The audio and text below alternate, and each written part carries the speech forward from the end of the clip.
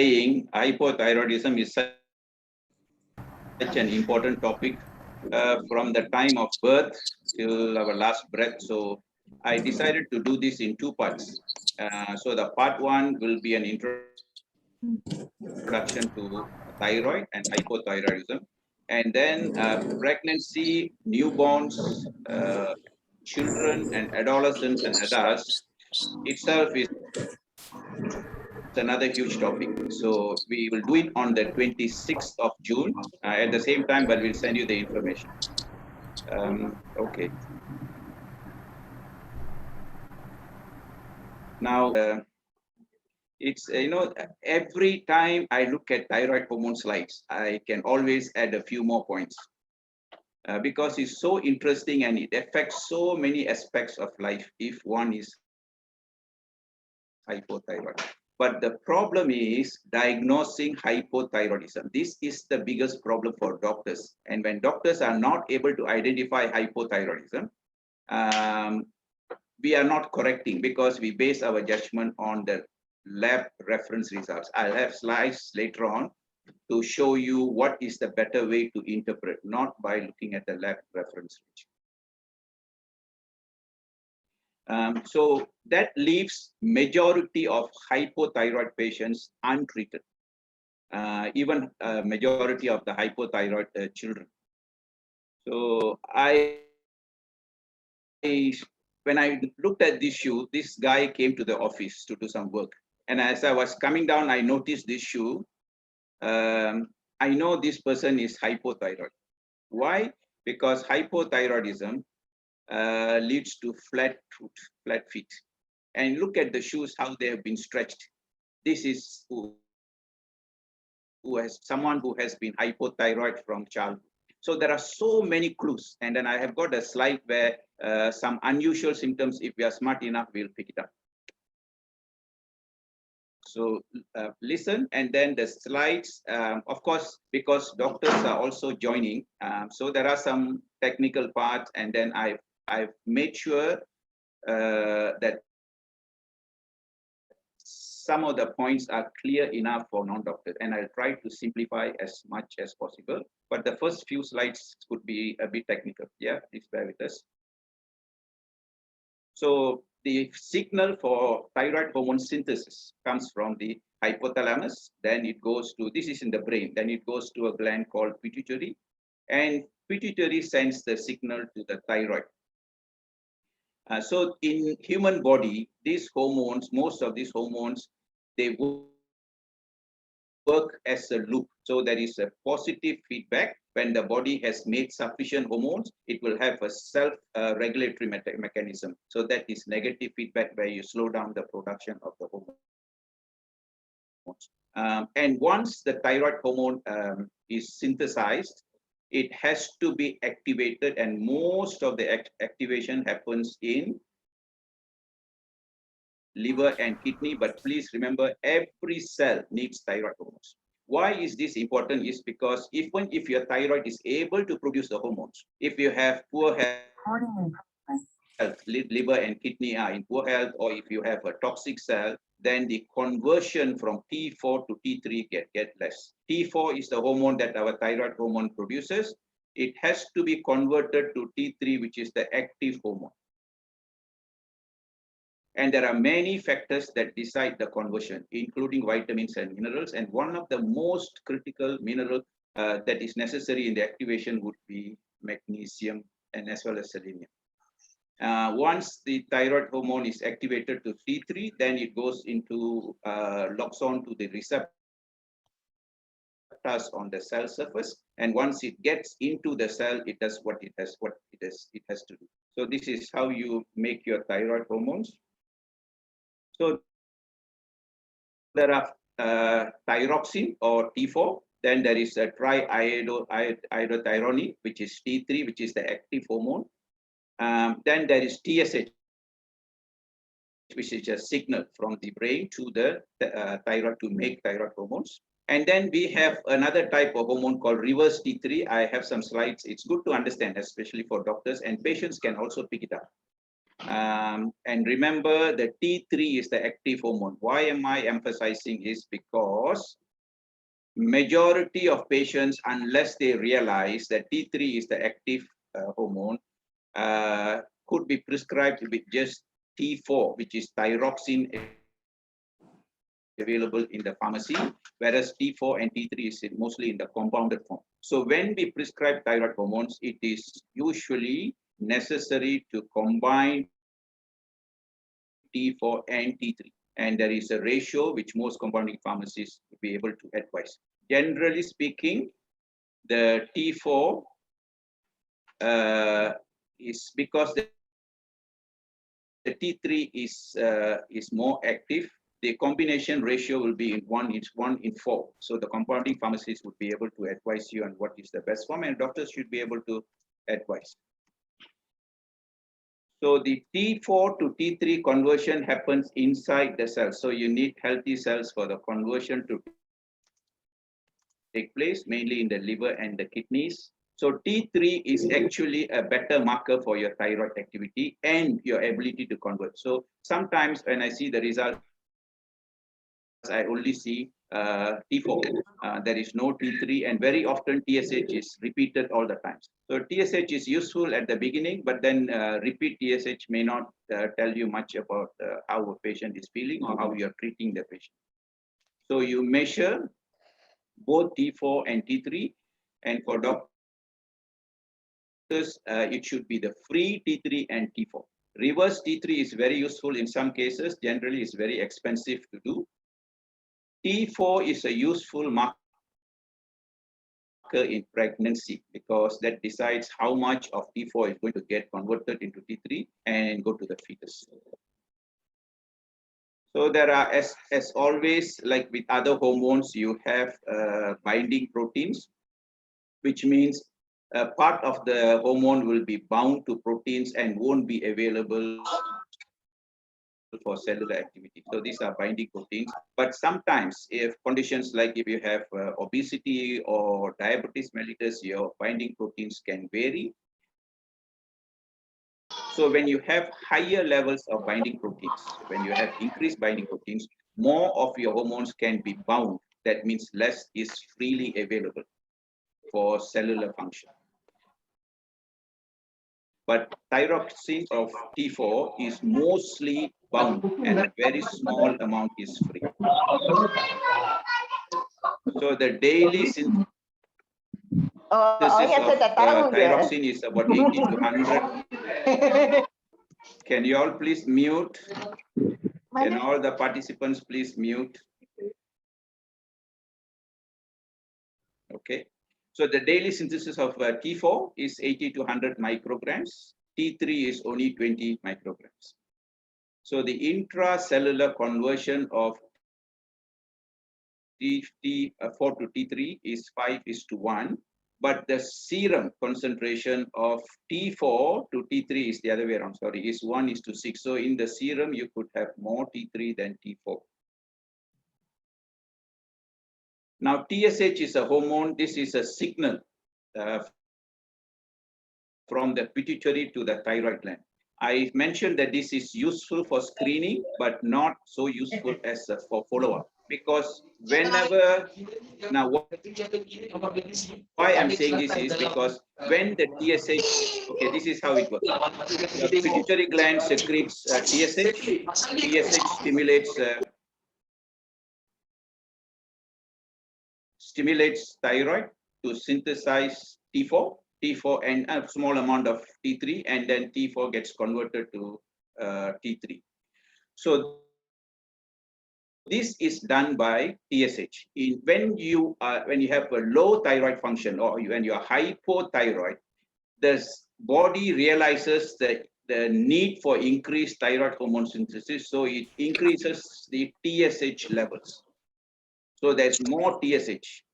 So when the TSH is high, then you can diagnose hypothyroidism. However, once you correct the hypothyroidism, the TSH levels will come down. So sometimes doctors make the mistake of looking at TSH and stopping the treatment because the TSH goes very low in some cases. So once you have started the treatment, TSH doesn't offer much value. So I usually do not keep repeating TSH.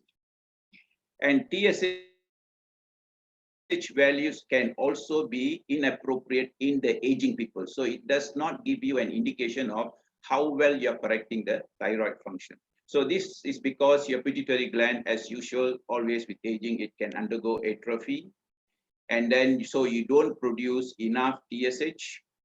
So the secretion is lower, and the diurnal variation, that means you produce more TSH during the day to make more thyroxine and gets less during the night. So this can be lost.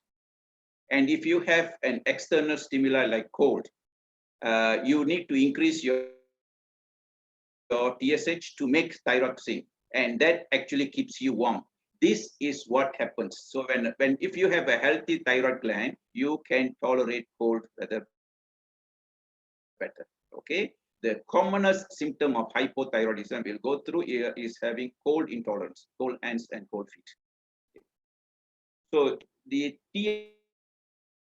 TRH, thyroid releasing hormone, is from hypothalamus. So even that secretion can be less. And sometimes if people have had a head injury or brain surgery, all these secretions can be less. There was a doctor who posted a condition in the chat group, empty cellar syndrome. So it means the pituitary is either absent or most of it is not there. It could happen by birth, or it can happen due to destruction. So all these hormones that come from pituitary gland can be affected, including TSH. So these are patients who are going to be severely hypothyroid. TSH values, again, why they are not very relevant once you start the treatment is because it is affected by aging. It is affected also by fasting, and if somebody has diabetes, cancer, renal failure, myocardial infarction, or alcohol consumption.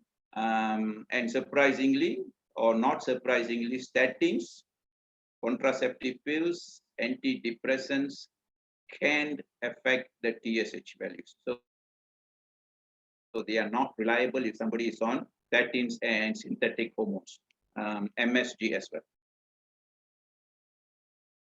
A special note is I'll show you the healthy reference value. So I always advise that if we follow the reference value of the lab, we will undertreat. So the value of thyroid, it should be below 2.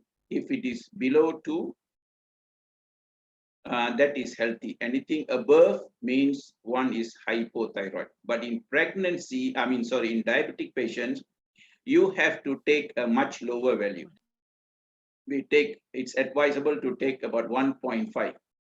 Anything above 1.5 in a diabetic patient means the patient could be hypothyroid. I mentioned to you that just now, low thyroid hormones means high TSH, provided your pituitary gland is functioning. But in diabetics, you have to take a lower value still.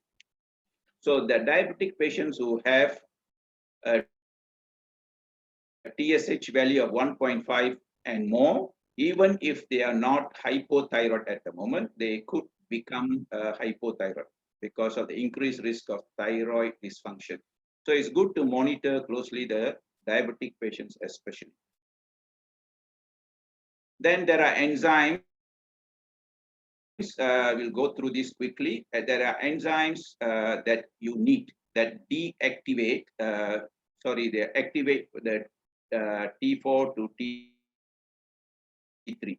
So there are type 1, type 2, and type 3. Type 1 actually works mostly in the rest of the body, whereas type 2 works in the brain. The only difference is that type 1 is affected by starvation, whereas type 2 is not affected by starvation. So that goes to show that even if you starve, some vital organs like your heart and brain continues to function. And this is probably the reason why when people starve, initially they feel hungry. After that, they have better clarity of mind because the brain continues to function with thyroid hormone. The type 3 is a problem in some if this is overactive. When you convert your thyroxine T4 to T3, they become reverse T3. Actually, reverse T3 means it's a hormone that is not going to give you the functions or benefits of T3. So if your T3, T4 is becoming reverse T3, even if you correct hypothyroidism with hormones, they remain hypothyroid. We will discuss this later. So type 1 is very active in the liver and kidneys. Type 2 in the brain, heart, and muscles. You need energy all the time. That's why this is not affected. Nature has made it in such a way that it's not affected by starvation. Type 3 is found mostly in the placenta and fetus. I can't explain to you why there is a fetal preferential conversion to reverse T3. But reverse T3 is an inactive hormone, so it's not active. So if you have more higher levels of reverse T3, then one could be functionally hypothyroid because it also occupies the T3 receptor. So how do you know somebody is high in reverse T3 is you need to check, but we can't check everybody because it's expensive. So if you correct somebody with optimum dose of T3 and T4, and if they still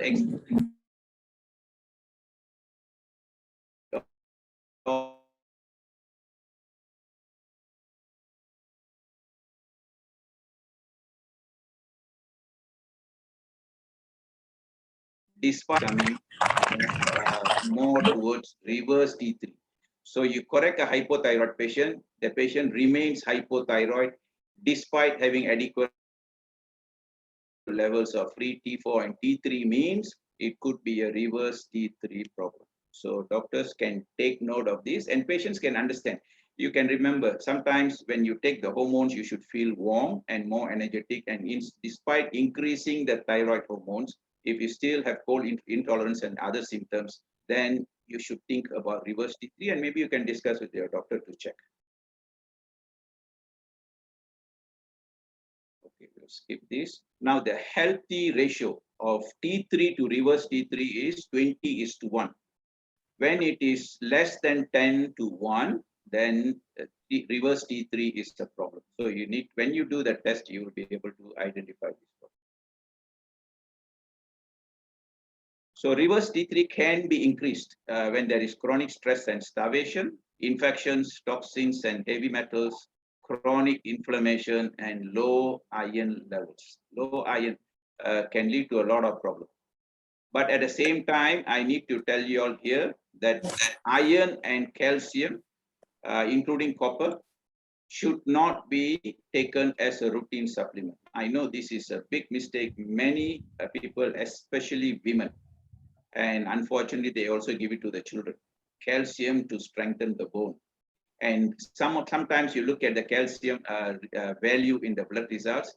If the calcium is low, you may be advised to load up on calcium. Actually, the calcium is low because very likely your vitamin D3 that helps you to absorb your calcium is low. And this is almost always the case. So calcium, iron, and copper should not be taken routinely unless deficiency has been proven. Okay.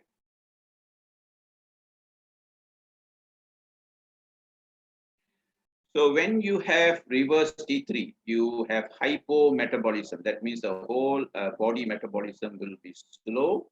You will have multiple enzyme dysfunction. I'll show you why. You can have premature aging and multiple systemic disorders, and we'll go through the slides. Then it is easier to understand. So reverse T3, high levels of reverse T3 can be a huge problem. It may not be very common, but it's still something that we should remember. So thyroid hormone, we also call it as the master of orchestra. So you need adequate levels of thyroid hormone throughout the lifespan for better health. So it ensures that you have longer and healthier life, you have less morbidity and mortality, you will certainly survive better when you face sepsis. So even for COVID, that matter, if someone is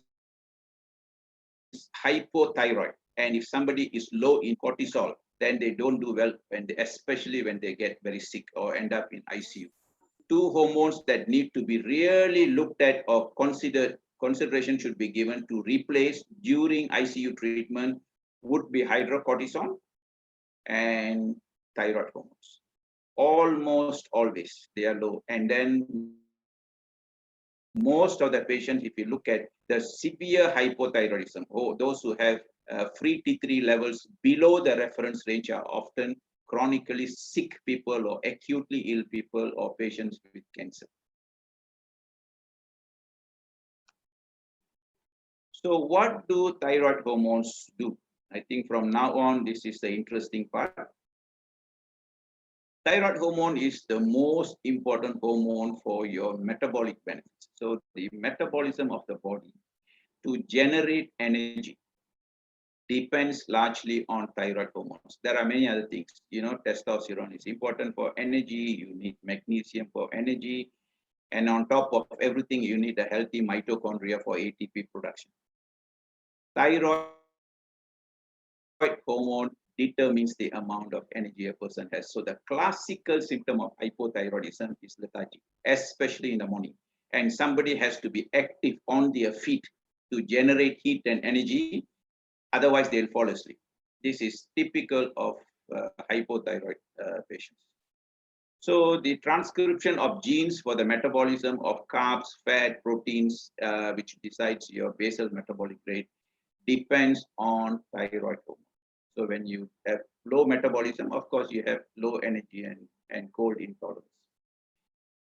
Thyroid hormones have direct effect on mitochondria, which is critical for your cellular energy. And now we know that healthy mitochondria also reduces the risk for cancer and many other chronic degenerative diseases. One way that thyroid hormone actually helps in energy metabolism and healthy mitochondria is through activation of AMPK, which is the master switch for metabolism. Okay, and of course, when AMPK is active, the other signaling molecule called mTOR will be less active. So when you reduce the activity of mTOR, it reduces the risk of cancer. So what I'm trying to say is that if you optimize the thyroid hormone levels, indirectly you'll reduce the risk of cancer as well. Thyroid hormones are very important for your immune health. If somebody is chronically sick, infections, especially an allergies, you're likely to be hypothyroid. And please take note, children who are frequently sick, those who have frequent cough and cold and tonsillitis, upper respiratory tract infection, lower respiratory tract infection, please rule out hypothyroidism in these children. When you identify hypothyroidism in a child, then two things. You need to look at what has caused the hypothyroidism, if it is because of diet and deficiencies in the child, other than thyroid hormones. Please look at the mother, and if she is hypothyroid, also correct the hypothyroidism in the mother. Don't focus on the child only, because you could help both. Thyroid hormones reduce cholesterol level, and they improve brain health, especially memory. Another typical sign of hypothyroidism is poor memory. That's why children who are hypothyroid are poor performers in school. So no point you whacking them left, right, and center and giving them 101 hours of tuition classes. A simple trick would be to identify if they are hypothyroid, and once you correct, they do much better in school. Now, I had a teacher's son. The typical complaint was he's a slow learner. Even as they drive, this child is slow to read the signboards. And I was so surprised when they came back a month later after thyroid treatment. His ability to read the signboards had improved significantly. This is how important correcting thyroid hormones, not only for adults, for children. You'll see remarkable change in their health. But please remember, children and adults who are frequently sick, check the thyroid. They increase blood flow. So low thyroid hormones means you have pale hands and pale, you can have paleness in the hand and feet. Generally, the look is sallow, pale look, not anemia. Of course, you have to rule out anemia, but then more often it is hypothyroidism. The sallow look of hypothyroid patients is very classical. Somatic growth, it could affect bones, growth of bones, hair, and skin. One classical sign of hypothyroidism would be hair loss, diffuse hair loss. I'll show you some slides, and dry skin. Bone maturation. So it's important as well. One other important benefit of having optimum thyroid hormones is that your joints will not be over-lax. There is no over-laxity of joints. So a classical sign of hypothyroidism in children, even adults for that matter, would be a wobbly gait. So they don't have that firm gait because of the laxity of the ankle and knee joints. And the same reason is why hypothyroid children will grow up to have either kyphosis or scoliosis, laxity of joints. So it increases the curvature of the spine.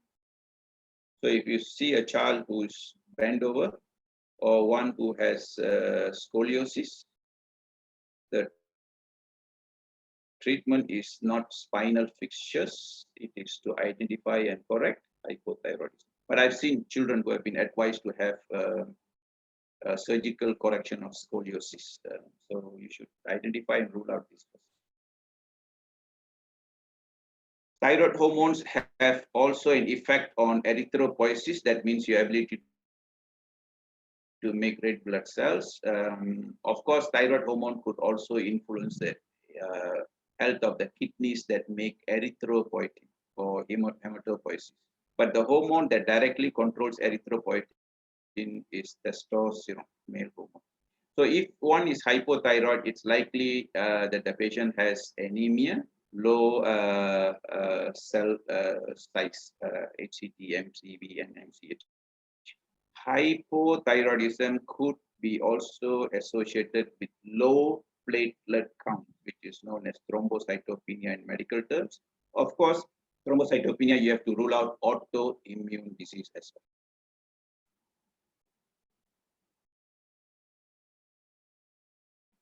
So when one is hypothyroid,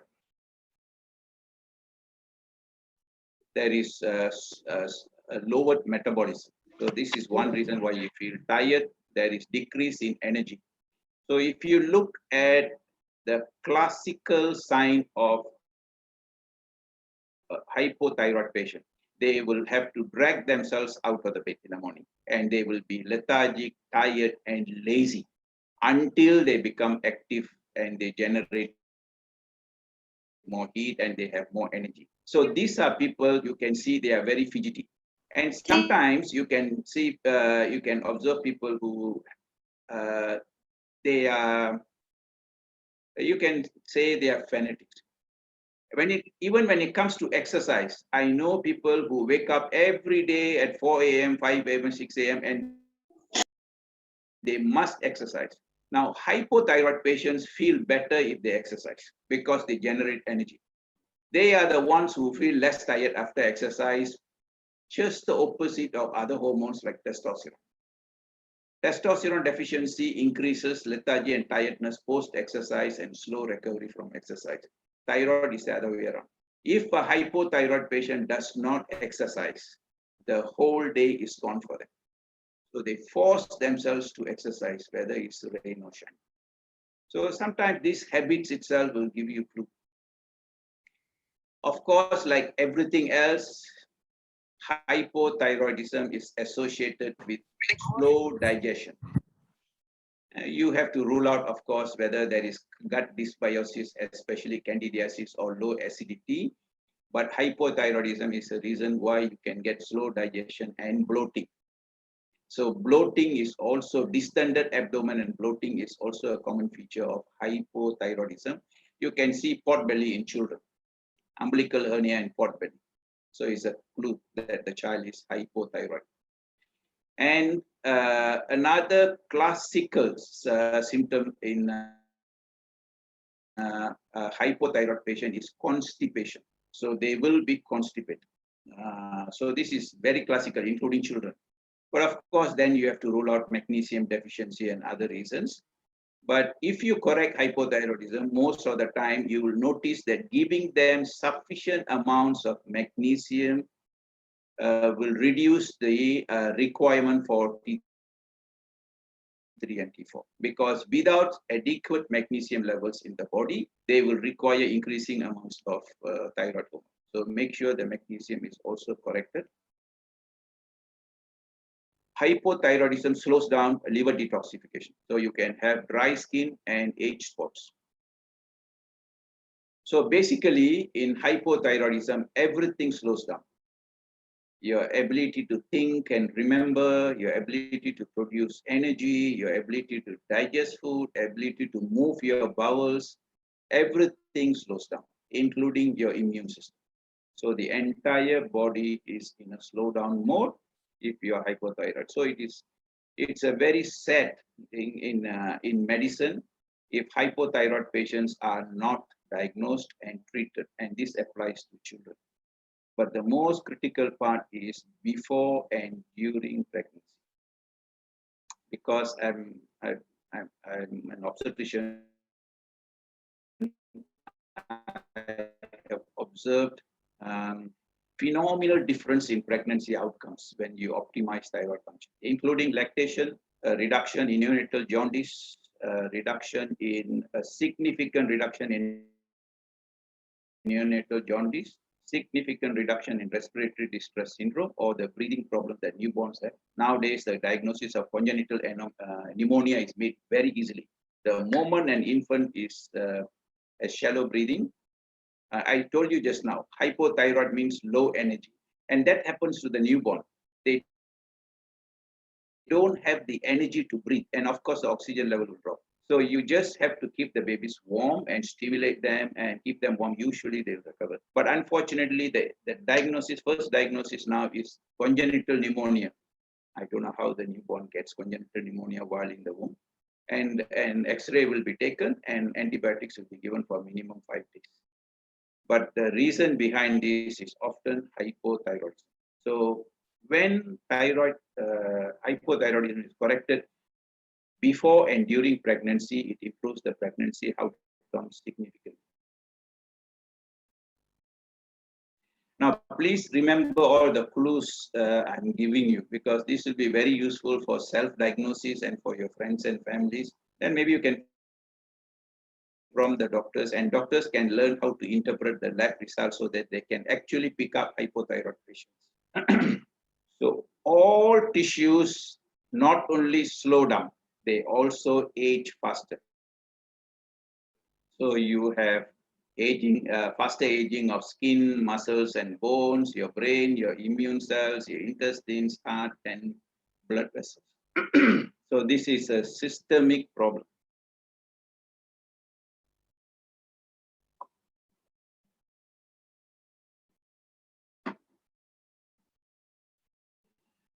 Now, behavior, the first 2 points, social withdrawal, prefers peace and quiet, and they don't tolerate noise very well. Hypothyroidism can cause this, but they are more of cortisol deficiency, and noise intolerance is more of DHEA deficiency, which both these hormones come from the adrenal gland. Why is this important? Because the thyroid adrenal connection is axis is very strong. So very often, when a patient is hypothyroid, they are very likely to also have low adrenal hormone. So don't check just one hormone and correct. Better to check the rest of the hormones. They all exist and function like a family. But lack of interest in usual activities is a sign of hypothyroidism, because generally hypothyroid people are lazy. But when they exercise, they feel better. So after that, they'll get used to it. But generally, they are not interested in activities. And this is very clear if you observe children in school. Somebody who likes to sit around and not active could be hypothyroid. And that reminds me, actually, I didn't plan to say, now that I'm saying this, I'll share my own experience. When I was in primary school or maybe even secondary school, during the sports day, we all are supposed to participate in some kind of activities. I'll always plead with my teachers to leave me out. Instead, I'll offer to serve food and drinks. Well, of course, while serving, I will make sure my stomach gets very full. So I was always like this. And until I grew up and I went to medical college, I realized that I was getting frequently sick. I didn't know I was hypothyroid. I can sleep in the afternoon without fan, but I need a blanket. I didn't know as a doctor I was hypothyroid. So learning about thyroid hormones and how to balance has made a huge difference in my life and many of my patients. So some of the telltale signs are very interesting. Depression is a common feature of thyroid hormones. So before you write a prescription for antidepressant, please look at the gut. That's where your happy hormones are made, serotonin. And look at hypothyroidism, look at essential fatty acids, magnesium. All these are the reasons why there is depression. Depression is one of the classical signs of hypothyroidism. But of course, it can also lead to anxiety, mood swings, and panic attacks. But anxiety, mood swings, and panic attacks are more of cortisol deficiency. They often coexist. Yeah. You can have phobias and delusions. Dementia and memory loss is more of hypothyroidism. So some features are more of low thyroid, some features are more towards cortisol deficiency. And remember, thyroid hormone, the active hormone T3 regulates the happy hormone serotonin, or the energy hormone, or the hormone that helps you to focus and make decisions, noradrenaline, and GABA, the neurotransmitter that helps you to be relaxed and calm. They regulate all the activities in the brain. So thyroid hormone is so critical for brain activity and brain.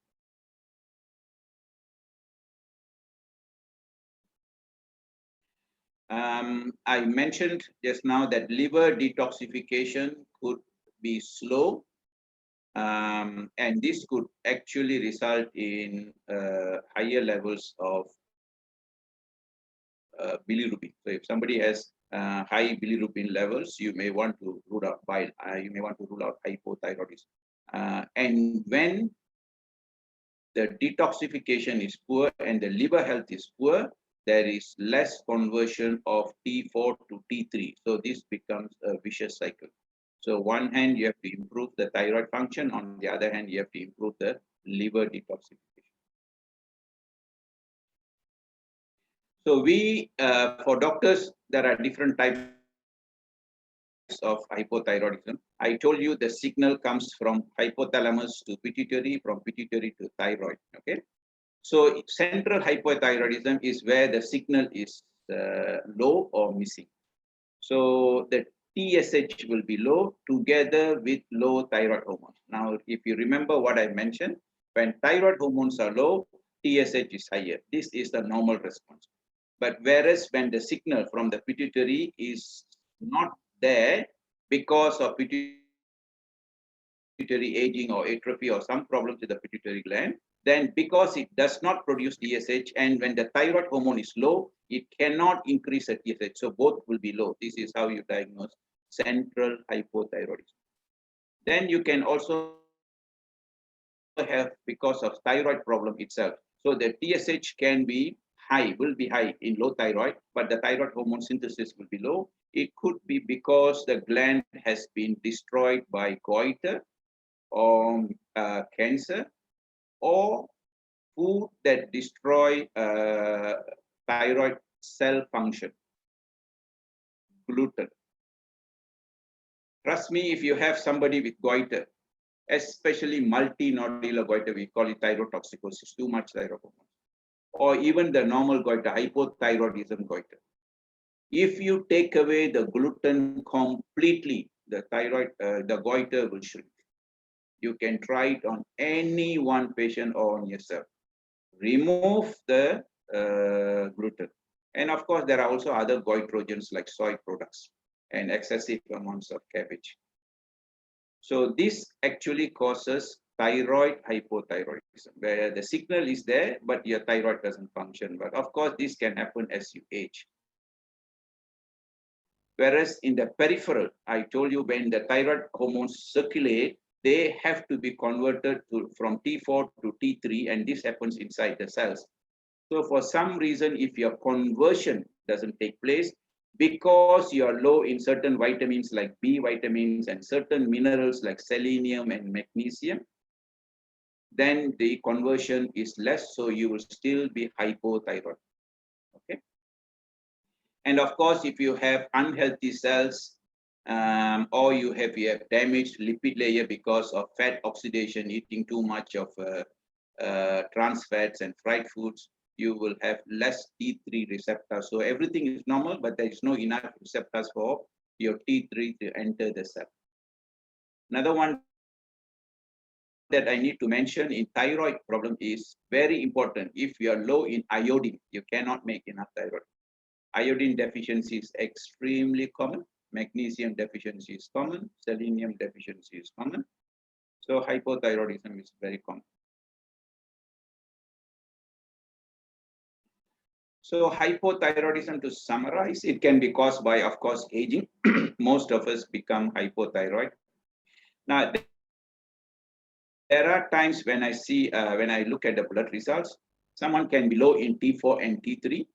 TSH doesn't always reflect the actual status, TSH, but they will be asymptomatic. That means they don't have cold intolerance, they sweat easily when they exercise.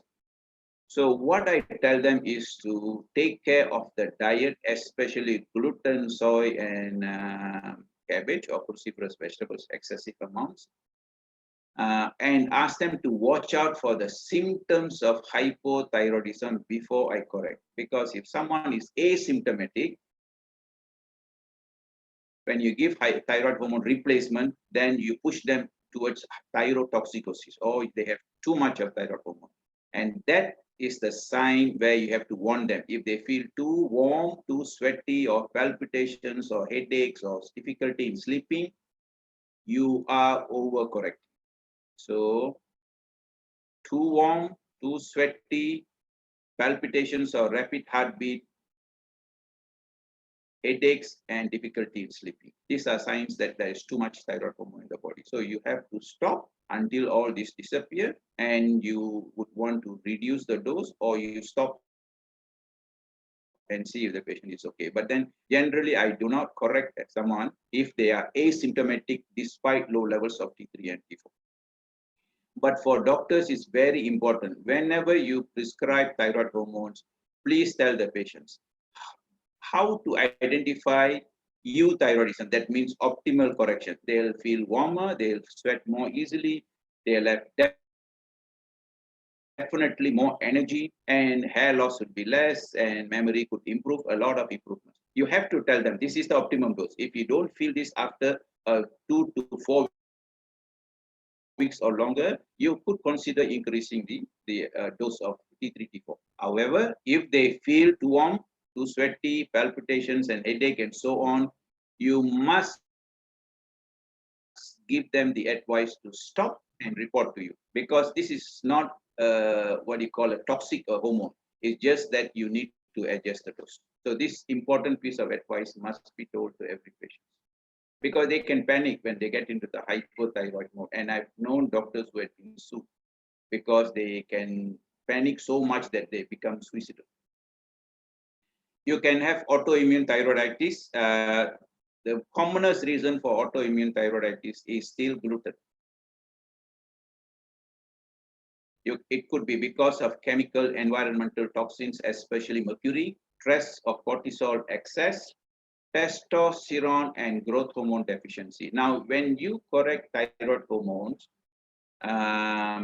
remember when you add on testosterone and growth hormone, the dose for thyroid hormone could get less. So you still have to warn the patient. Advise the patient if they feel too warm and all the other signs and symptoms, report to you, and you may want to consider lowering the dose of T3, T4, because this is called hormonal synergy. When you optimize the rest of the hormones, the requirement for individual hormones could get less. And please pay attention to the nutrient deficiency. Magnesium does more than 800 types of functions in the body. It's difficult to have a healthy cell function without adequate magnesium levels. And magnesium is also very important for the activation. Not only thyroid is also important for the activation of vitamin D3. So it is so critical. Unfortunately, most of us are deficient because it has to come from green vegetables mostly, grown on healthy soil, fertile soil.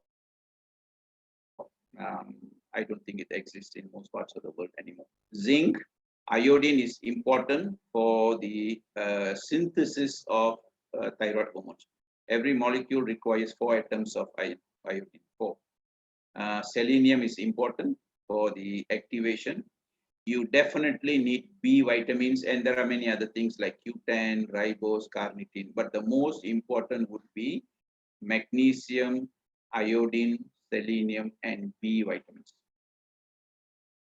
And of course, children born to hypothyroid mothers are likely to be hypothyroid. Now, why I say this is from, let me give you an example. I said just now that this is a problem from cradle to grave. Say if a child is born to a hypothyroid mother, look at the sequence of events. The child is going to have a higher risk of neonatal jaundice, respiratory distress syndrome, and the child will be frequently sick. And unfortunately, every course of antibiotics is going to create candida infection. And a child with candidiasis will be presenting exactly like a viral flu. They'll be given more antibiotics. So they continue to be sick.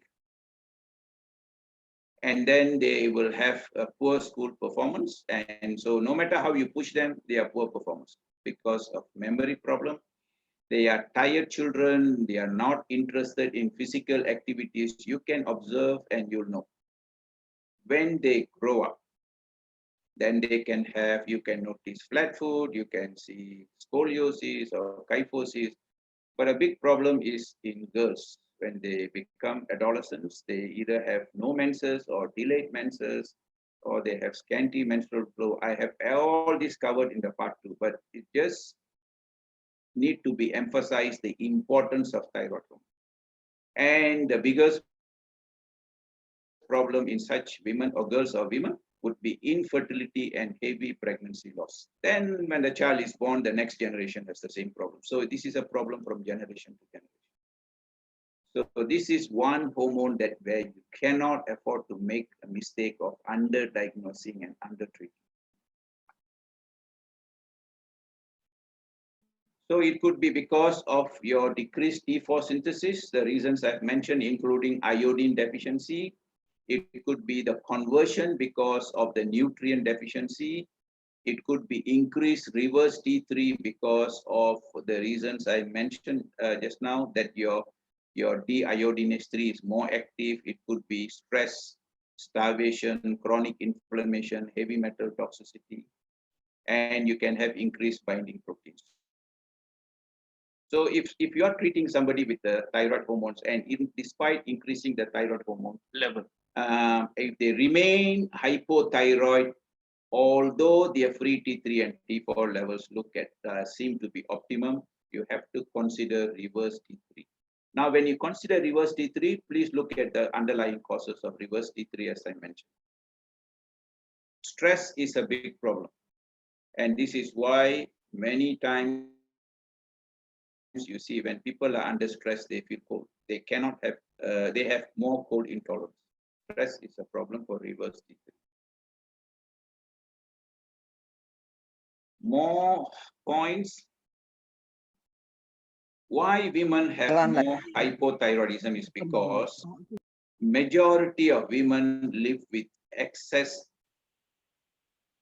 estrogen, or they have normal estrogen levels but the reduced progesterone, so there is a relative progesterone deficiency and a relative excess of estrogen. When you have more estrogen and progesterone, your conversion of T4 to T3 gets decreased. So another reason why aging women are more hypothyroid than men. And of course, as I mentioned, stress. And if you have problems with your liver and kidneys where activation takes place, you have less conversion. Synthetic steroids, especially contraceptive pills, prednisolone, dexamethasone, and fasting. When you fast and when you are starving, you'll feel very cold. It's a problem.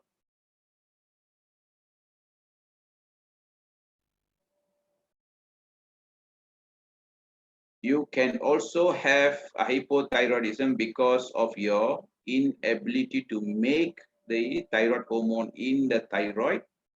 So this can be because of the cells or the follicles in the thyroid. Either they undergo atrophy, they can undergo calcification, there can be fibrosis, they lose the ability to take up iodine, and they can also you can also have increased nodules.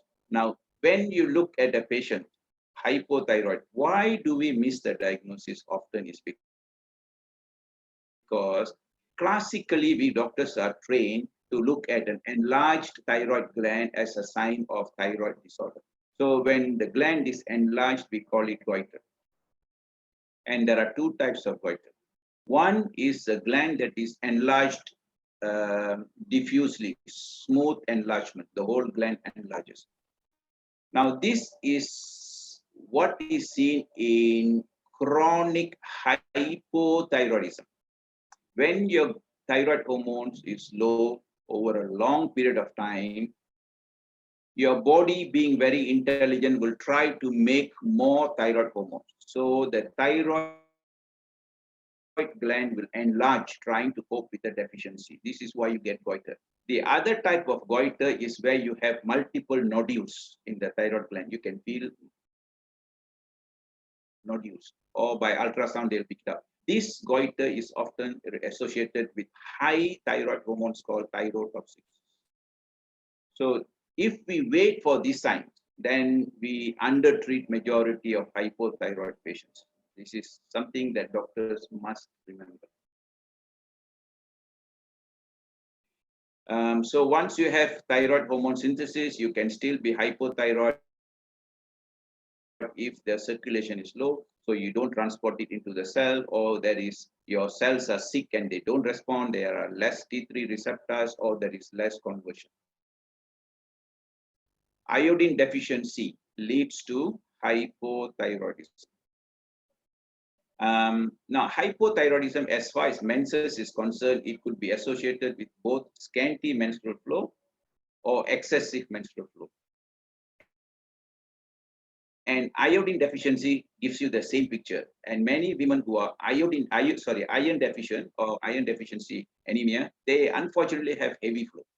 And it could be because of associated hypothyroidism. Now, in such women, it is important to correct the iron deficiency. Otherwise, as a routine, please do not give iron. And I have not prescribed iron as a routine supplementation, even to the pregnant women for the last 20 years, because it's not necessary to do so unless one is deficient.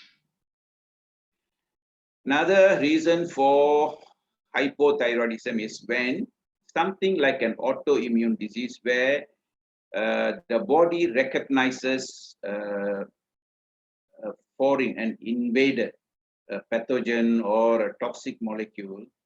And when your immune system recognizes and invades or acts against those foreign molecules,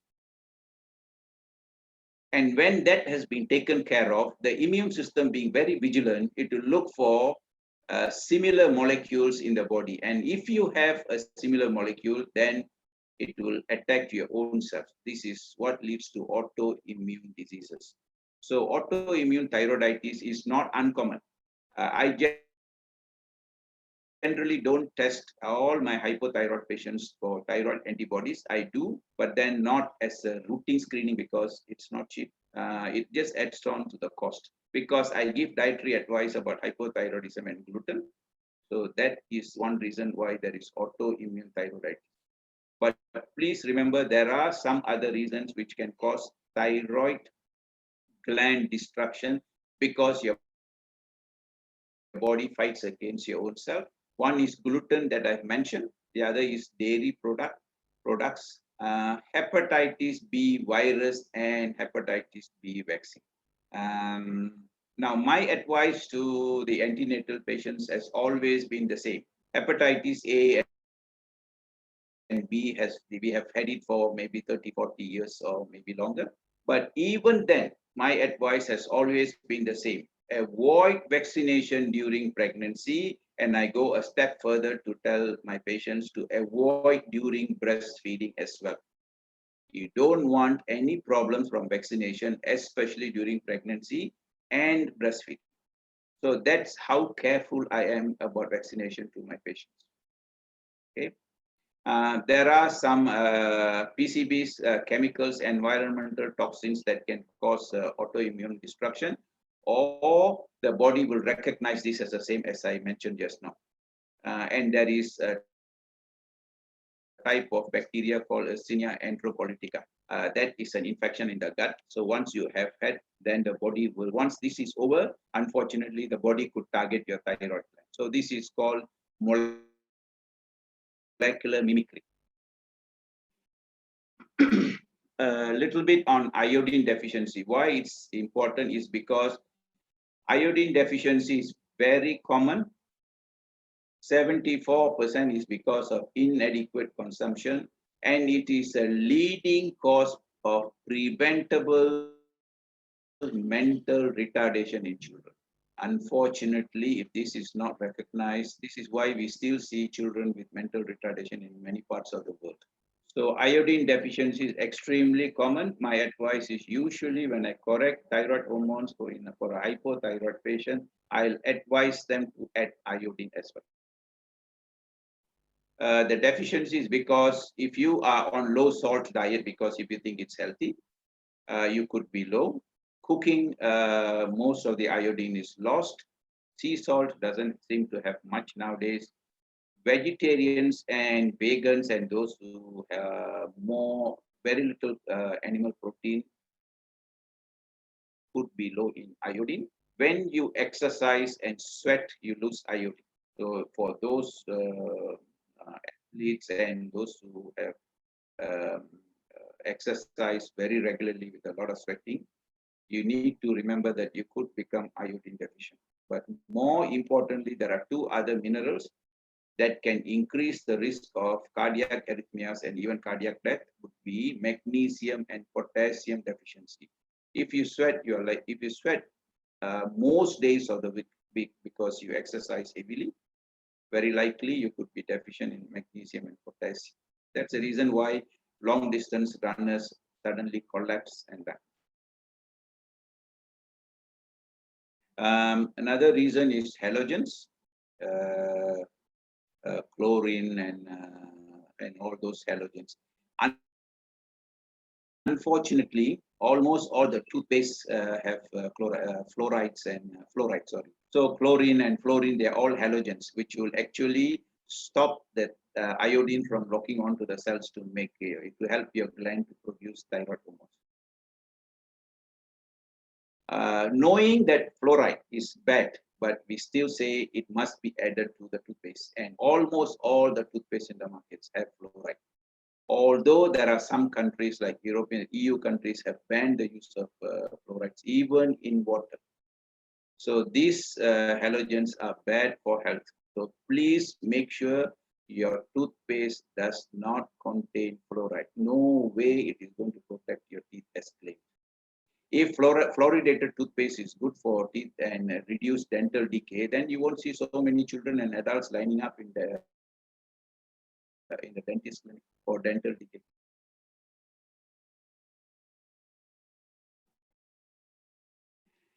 Another important thing to remember is that now a lot of discussion is going on to start back the nuclear reactors for energy production. Um, that could lead to more thyroid dysfunction because one of the byproducts would be radioactive iodine that causes hypothyroidism. So if you are living anywhere nearby, then you should think about iodine supplementation. Yeah. So iodine deficiency not only causes hypothyroidism, but it can lead to obesity, cardiovascular diseases, cognitive impairment. Most of these can also be directly due to thyroid hormones. Psychiatric disorders, cancers, osteoporosis, fibrocystic disease, polycystic ovarian syndrome, fibromyalgia. A lot in, especially now we have come to realize that iodine deficiency increases the risk of many types of cancer. A clue to iodine deficiency is this. For women, if you have breast cysts, and for men and women, if you have cysts in the liver, in the kidneys, one of the main reasons could be iodine deficiency. And a lot of the patients I've seen, when they have breast cysts, not fibroadenoma cysts, when you give them, when you optimize iodine levels for about 6 months and you repeat the scan, the cyst disappears. So if you have someone, including ovarian cysts, iodine deficiency and thyroid hormone deficiency could lead to cyst formation, including in the thyroid gland itself. So it could be cysts in the thyroid gland, breast, liver, kidneys, ovaries. So keep this in mind, hypothyroidism and iodine deficiency. So generally, they don't require surgery if you know what causes. So always remember the same philosophy, treat the root cause. Iodine deficiency can lead to infertility and pregnancy complications. It could be directly because of iodine deficiency, or it could be because of thyroid hormone deficiency or hypothyroidism. Because if you look at every one of these I've written here, which will be discussed in the next lecture on thyroid hormone in pregnancy, all these are direct complications of hypothyroidism. And you look at the number of complications. Now, infertility, one of the main cause of infertility, female cause, is hypothyroidism. Unfortunately, this is not recognized, and many women who go for improving treatment such as even IVF, they either fail to conceive or they have a lot of pregnancy losses. So the first thing in an infertile woman is to identify hypothyroidism and correct. Of course, there could be male factors. And if she conceives, high risk of threatened abortion, miscarriage, premature labor, and intrauterine death. Now, some of these things I did not read it in textbooks, but over the years, through my observation, I realized that this is the reason why these women have poor fertility and poor pregnancy outcome. Because if you identify hypothyroidism and you correct, and a lot of things changes subsequently.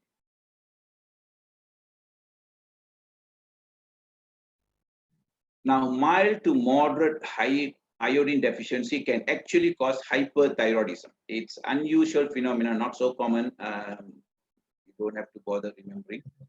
But because the thyroid gland undergoes hypertrophy, as I mentioned, so it could overproduce thyroid hormones. Not so common. Recording in progress. So the recommended daily intake is, of course, like vitamin C. They ask you to take a mosquito dose and to be healthy. Anyway, I'm sure most of you all will know what is the recommended daily allowance, RDA. That is the dose that is enough, that is to prevent you from getting very sick and dying. It has nothing to do with maintaining optimum health. Optimum health, you need much, much higher dose. So the same thing with vitamin C. Optimum dose according to functional medicine would be up to 1,100 micrograms. It is so many times higher than what is recommended. So, sometimes I wonder if this is deliberate to keep us deficient so that we suffer more medical problems and we'll end up having more surgeries and more drugs. And I have some slides. You'll be surprised when I show you why I'm saying this.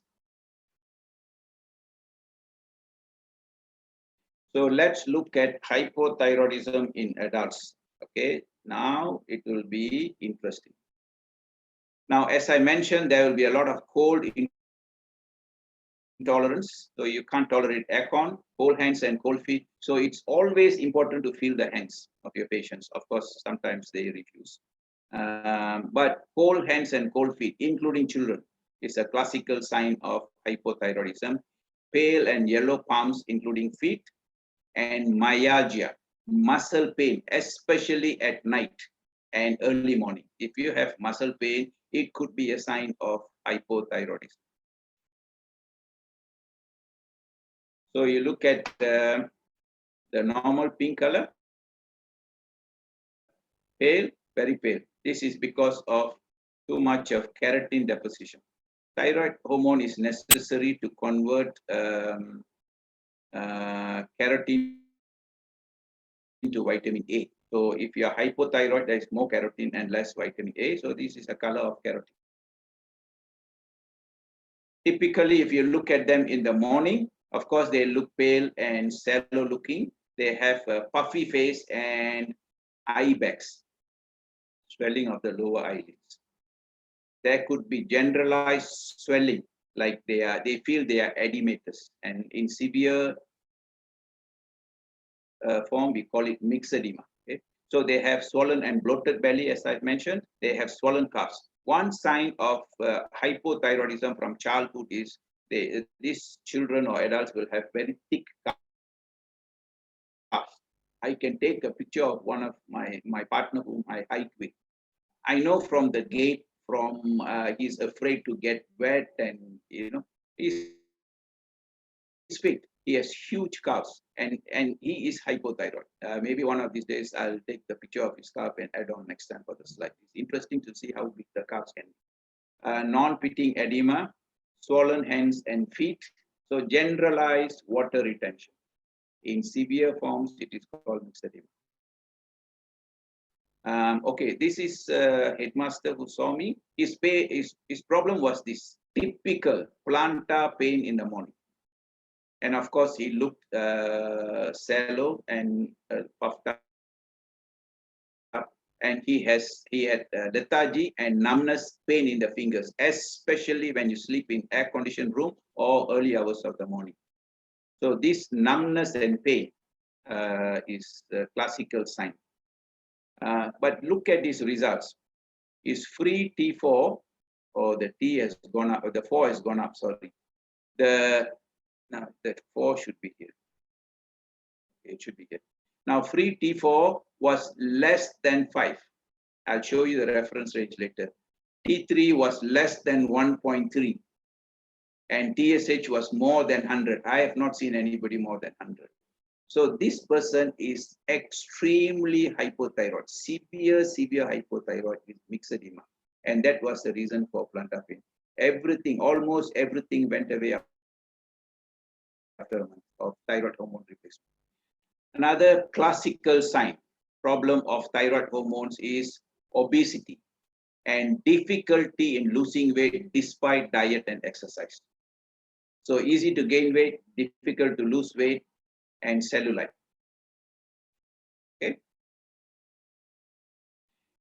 I told you about enzyme dysfunction. Enzymes are so important. It's not just digestive enzymes. There are many other enzymes in the body. And there are also enzymes that will remove dead cells and debris. So the normal body temperature is 98.4. Enzyme functions optimum at 98.6. In hypothyroidism, generally we have low basal body temperature. You can check throughout the day about 10 times, you know what's your average.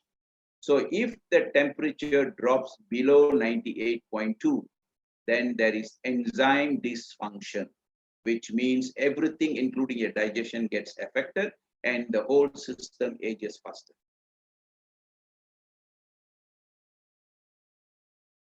Energy, I've mentioned this, the classical symptom would be early morning lethargy, which gets better with activity. One could have chronic fatigue syndrome and decreased exercise tolerance. After exercise, they feel better. So this is laziness mostly. It's not just tolerance. So it can also lead to a lot of degenerative diseases, multi-organ diseases, suppressed immune system, which could lead to allergies, bacterial, fungal infections, viral infections, mycoplasma infections, fibromyalgia. A classical sign of fibromyalgia is all the signs and symptoms of low thyroid hormone. And it could also be associated with low magnesium and low iodine. So most of the time, if you find somebody who is chronically fatigued, look at the cause. Thyroid hormone, probably testosterone, but magnesium, iodine, and B vitamins would be very important to consider. Bradycardia, which could be labeled as heart block, is very common. Hypothyroid patients have low heart rate. Thyrotoxic patients have increased heart rate. Decreased myocardial contractility, so it can lead to cardiomegaly and congestive cardiac failure. Another hormone that causes this is testosterone deficiency. Increased risk of atherosclerosis. In the brain, of course, there is apathy, sleepiness, memory loss, depression, and slow thinking. Diffuse headaches and migraine are common in hypothyroidism, whereas irritable and nervousness is more of cortisol deficiency. So there are so many symptoms that happen in, so many problems that happen in the brain. So it's memory loss and sleepiness and apathy and lethargy and depression, slow thinking. Whenever you have somebody who complains of frequent headaches, of course, you have to check the eyesight and rule out all other causes. But think about that low thyroid hormone and magnesium deficiency. Muscles and joints, you can have muscle pain, joint pains, and you can have nerve pain. Why the nerve pain is because I mentioned to you that there is generalized water retention in the body. So there is compression of the nerves. And this is very typical in the fingers. Okay. Now, when you have somebody who has a lot of pain in the fingers, then this is diagnosed as carpal tunnel syndrome, which means this part, your ulna, there's an ulnar nerve which goes to the fingers. It gets compressed because of water retention. Once it gets compressed, you will have the numbness and pain. So the surgical treatment is to release this tendon. So it's sliced so that you relieve the pressure, but almost always it comes back. Now, this is a classical case of what happens if you don't diagnose correctly or you don't find out the root cause. This is a patient of mine, third pregnancy. She already had surgery done on the left hand for carpal tunnel syndrome. And it recurred during the pregnancy on the right side. And everything went away after I replaced thyroid hormone. So carpal tunnel syndrome, numbness and pain, especially in the morning or in the air conditioned. Uterus, classical sign would be scanty menstrual flow. Scanty menstrual flow, irregular cycles, usually delayed cycles, sometimes frequent cycles, and sometimes can be associated with frequent and heavy period, and can also be associated with dysmenorrhea and premenstrual syndrome. So you look at the number of problems hypothyroidism can cause as far as menstruation is concerned. So if somebody has irregular cycles or frequent period or heavy menses, unfortunately the treatment is contraceptive pills or even a hysterectomy. Now, hypothyroid patients sweat less. This is very typical. I can tell you what I went through. Sometimes when I go to clubs and I sit there in the sauna with my friends so everybody will be profusely sweating, and when everyone is just about to leave, I'll start sweating, even in the sauna. But I didn't realize at that point in time that I was severely hypothyroid. So you sweat less. Definitely, this is a sign, classical sign. And reduce heat intolerance because you cannot sweat. Otherwise, they prefer heat. Because you cannot sweat, they don't like heat in certain situations. And as far as skin is concerned, there is dry skin, which is classical, and there can be diffuse hair loss and also follicular skin. So this is diffuse hair loss. Okay.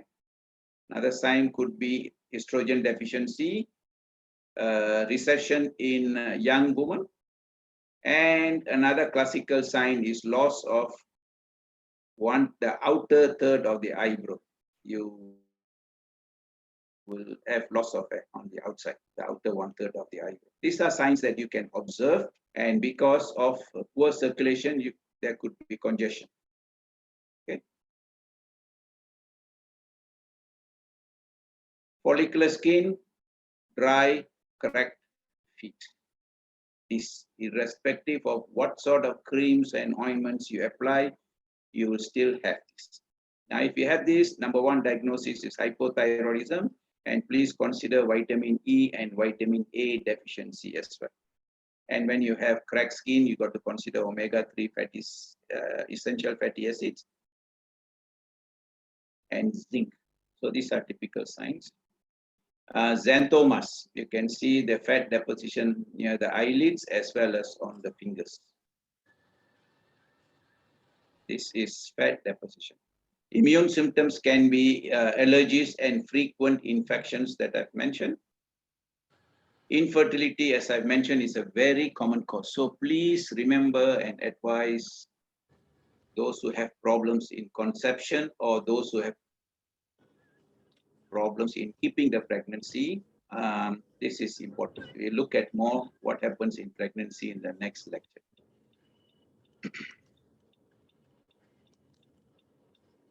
Good to remember that there is always a connection between thyroid and adrenal gland. So often people who are low in thyroid, they will be low in cortisol as well as DHEA. It's good to check and try to balance as many hormones as you can. Sometimes they have the similar symptoms. So it is not good to overlook cortisol and DHEA deficiency as well. Why cortisol is important to correct as well, because cortisol helps your T4 to get into the cell. It helps the T4 to be converted into T3 and improve the cell health by increasing the utilization of T3. But at the same time, if you have too much cortisol, stress, or if you take excessive amounts of hydrocortisone, that you could actually create functional T3 deficiency or functional hypothyroidism. So just to show how useful this knowing hypothyroidism, I mentioned that hypothyroid hormone is so interesting. The entire spectrum of life. Sometimes you tend to understand over the period of time how a thyroid hormone hypothyroidism can present in very atypical way. One reason, one of the clue is bradycardia, and I know there are patients who go for pacemakers. Now, my advice is hypothyroidism must be ruled out. Potassium deficiency must be ruled out. So it might be possible to avoid putting in a pacemaker. Another interesting diagnosis is valve prolapse. How did I know? I didn't read in any textbook. what I realized was that when I check antenatal patients, check the fetus, but I also routinely check the breast first visit, and I listen to the heart sound. So there are times when I realize that the patient has mitral valve prolapse. Okay, but the diagnosis is also hypothyroidism. What I'll do is usually I refer to a physician, and they ask me to they advise just to observe the valve prolapse.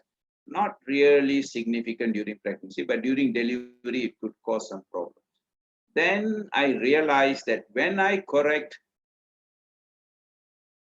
the hypothyroidism, then the heart sounds become normal.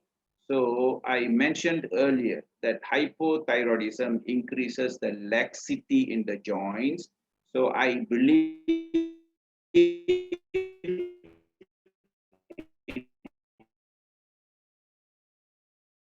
I just consulted the patient who is severely hypothyroid. From the results and symptoms, severely hypothyroid, and she had this problem. She had a valve replacement.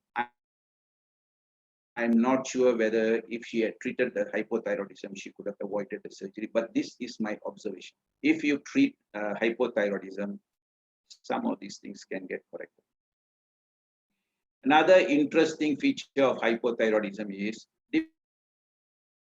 difficulty in swallowing. If you, especially women, if they complain of difficulty in swallowing, especially supplements, look at their thyroid function. Investigate them for hypothyroidism. A classical sign of difficulty in swallowing. Okay?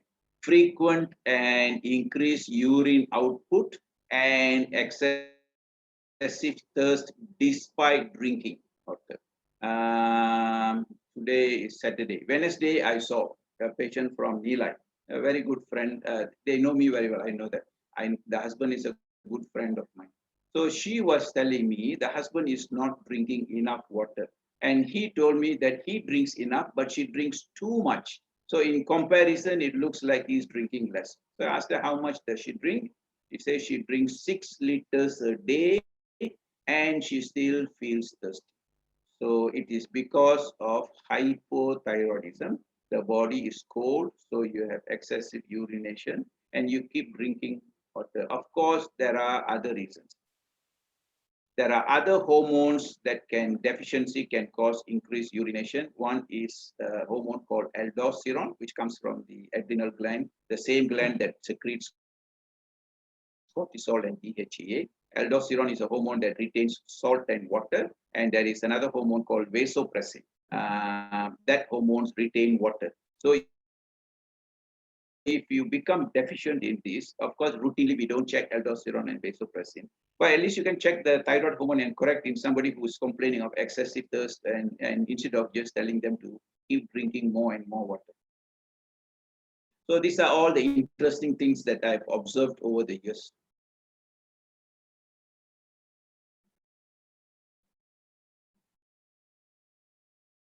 Okay. Now the last few slides, please pay attention, both doctors and non-doctors. Now, conventional medicine, of course, which is the basis how I became a doctor. So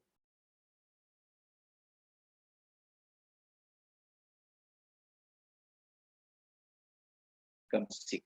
Whereas a functional medicine trained doctor will pick up the borderline deficiencies and treat, because this is very important to improve the quality of life and to prevent further complications of one underlying cause. So say, for example, if you have hypothyroidism, I mentioned to you a host of problems that one could have,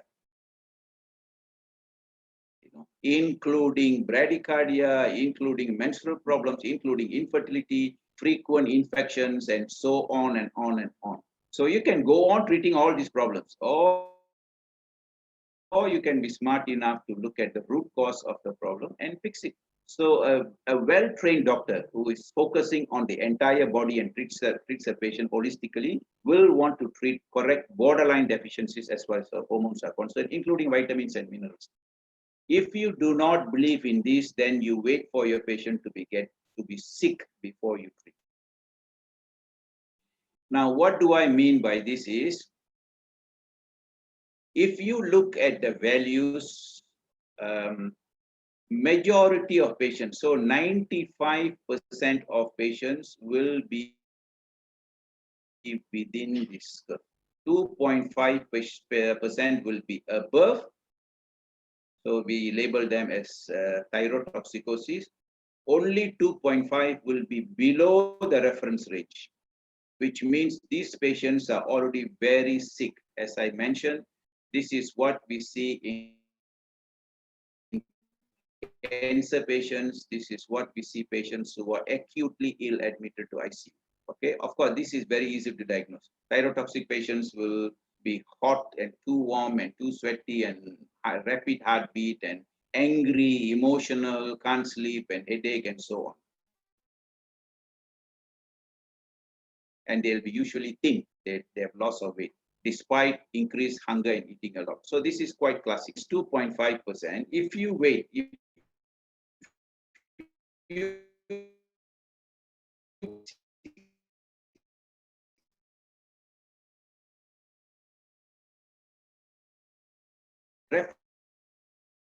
reference range we cannot follow, because they are not based on healthy people. They analyze all the samples sent to the lab and they take an average. Okay, so if they take the average, then the reference range will be very broad. So if you want to follow the reference range, then 95% of patients who actually have low thyroid hormones will go untreated. So the reference range is too large, adapted to, and they change according to age. And whereas we want to have optimum health. Optimum health means we want the reference range, the value at the age of 30. That is how we should correct hormones, most hormones. But some hormones you don't want to have too much. Like insulin, you shouldn't have too much. Estradiol, you shouldn't have too much. That should be on the lower end. Whereas if you want testosterone, thyroid hormones, growth hormone, and cortisol and DHA, all these should be closer to the upper limit. So this, when they adjust to age, you cannot reverse aging, you cannot slow down aging, because you accept the reference range. Okay. So how can I make it simpler for everybody to understand? Now, this is the reference range from the lab. Okay, free T4 9 to 25. So the conventional teaching is, as long as the patient is within this, you will be diagnosed as having normal thyroid function. But I'm telling you that majority of you will be within this range, and you will still have almost all the classical symptoms of hypothyroidism, which I've mentioned. If not all, some or more. So would you treat somebody who has all the symptoms, but they fall within the reference range? You should certainly do so. So how do you decide what is the optimum? Like, for example, free T3 3.5 to 6.5. If you come to this level, they are already very sick most of the time. So how do you decide what is the optimum? Take the upper limit and take 75% of this. That is the optimum level. Anything below that would be low. And as far as TSH is concerned, this is the reference range. It should be less than 2, not less than 4.7. This is already very hypothyroid. And in diabetic patients, you want to go down to as low as 1.5. So, sorry, more than 2, hypothyroid. So if a patient is having 1.5 to 2 and above hypothyroidism, they are TSH, they are already hypothyroid. You should not wait for 4.7.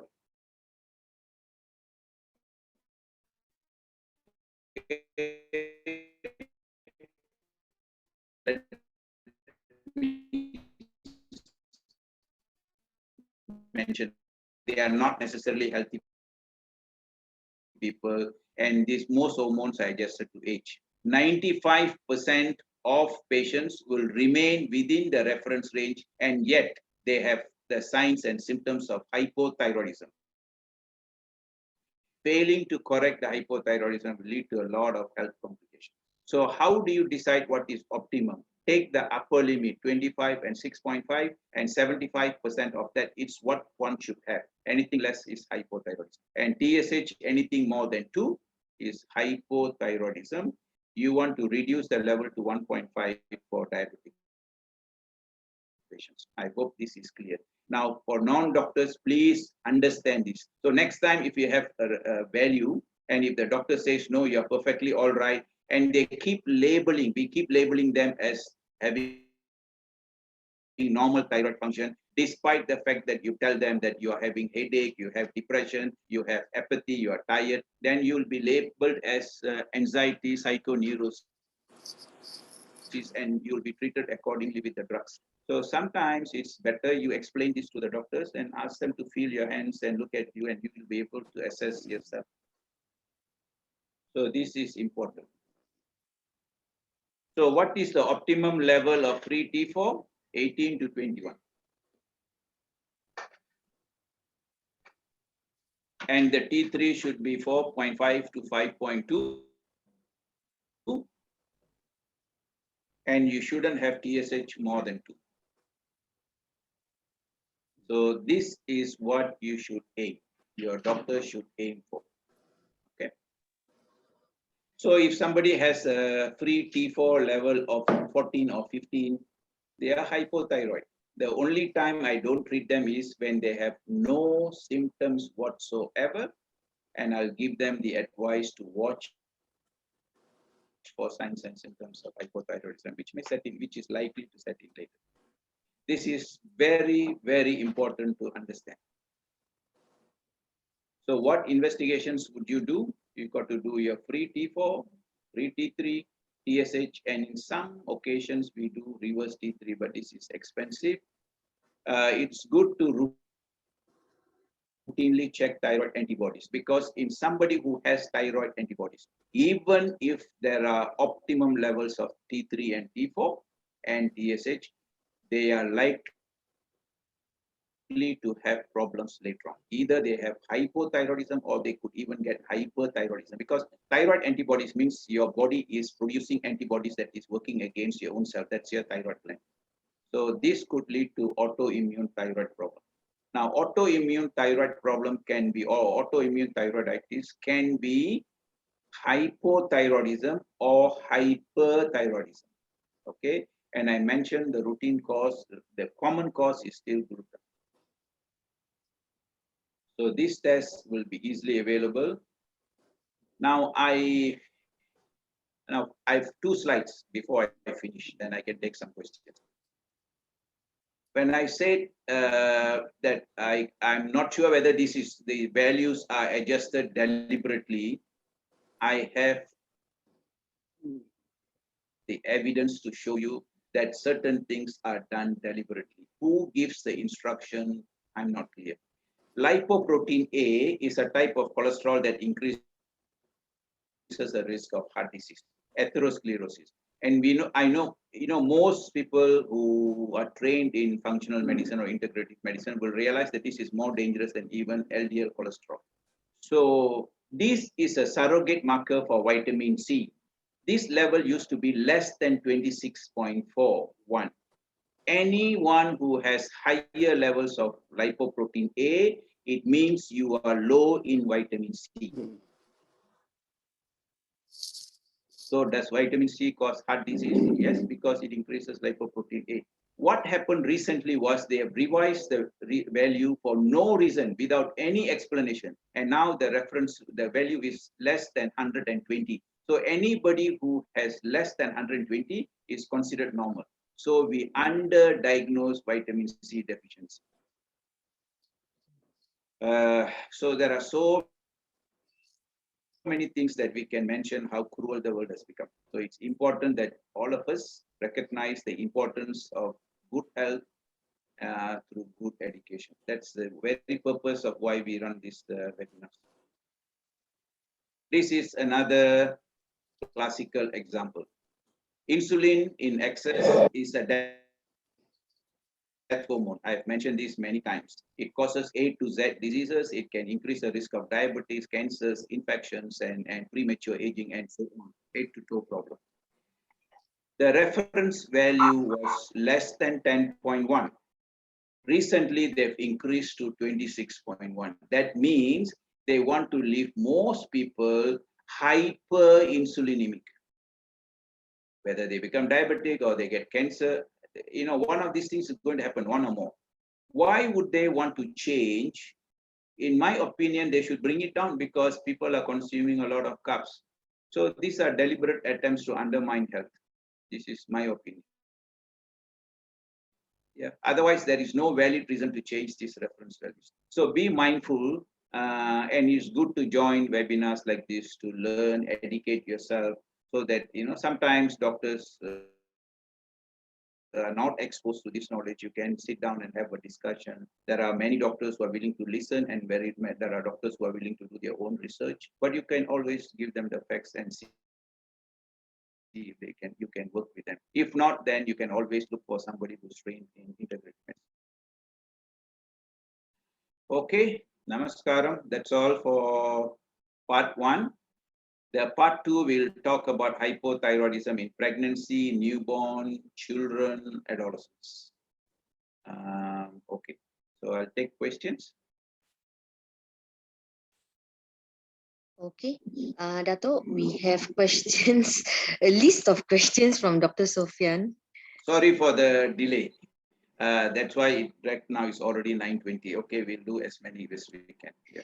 Yeah, okay. So from Dr. Sophian, obviously reverse T3 is produced for a reason. What's the other main function of reverse T3 in our body besides inhibits the conversion of T4 to T3? That's his first question.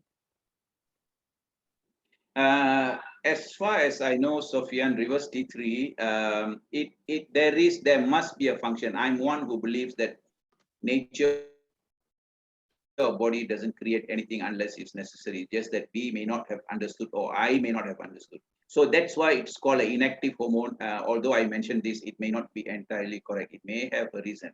And if you look at placenta, the deiodinase 3 is mostly concentrated in the placenta and the fetus. So why would a placenta want to convert T4 to more towards reverse T3 for the fetus?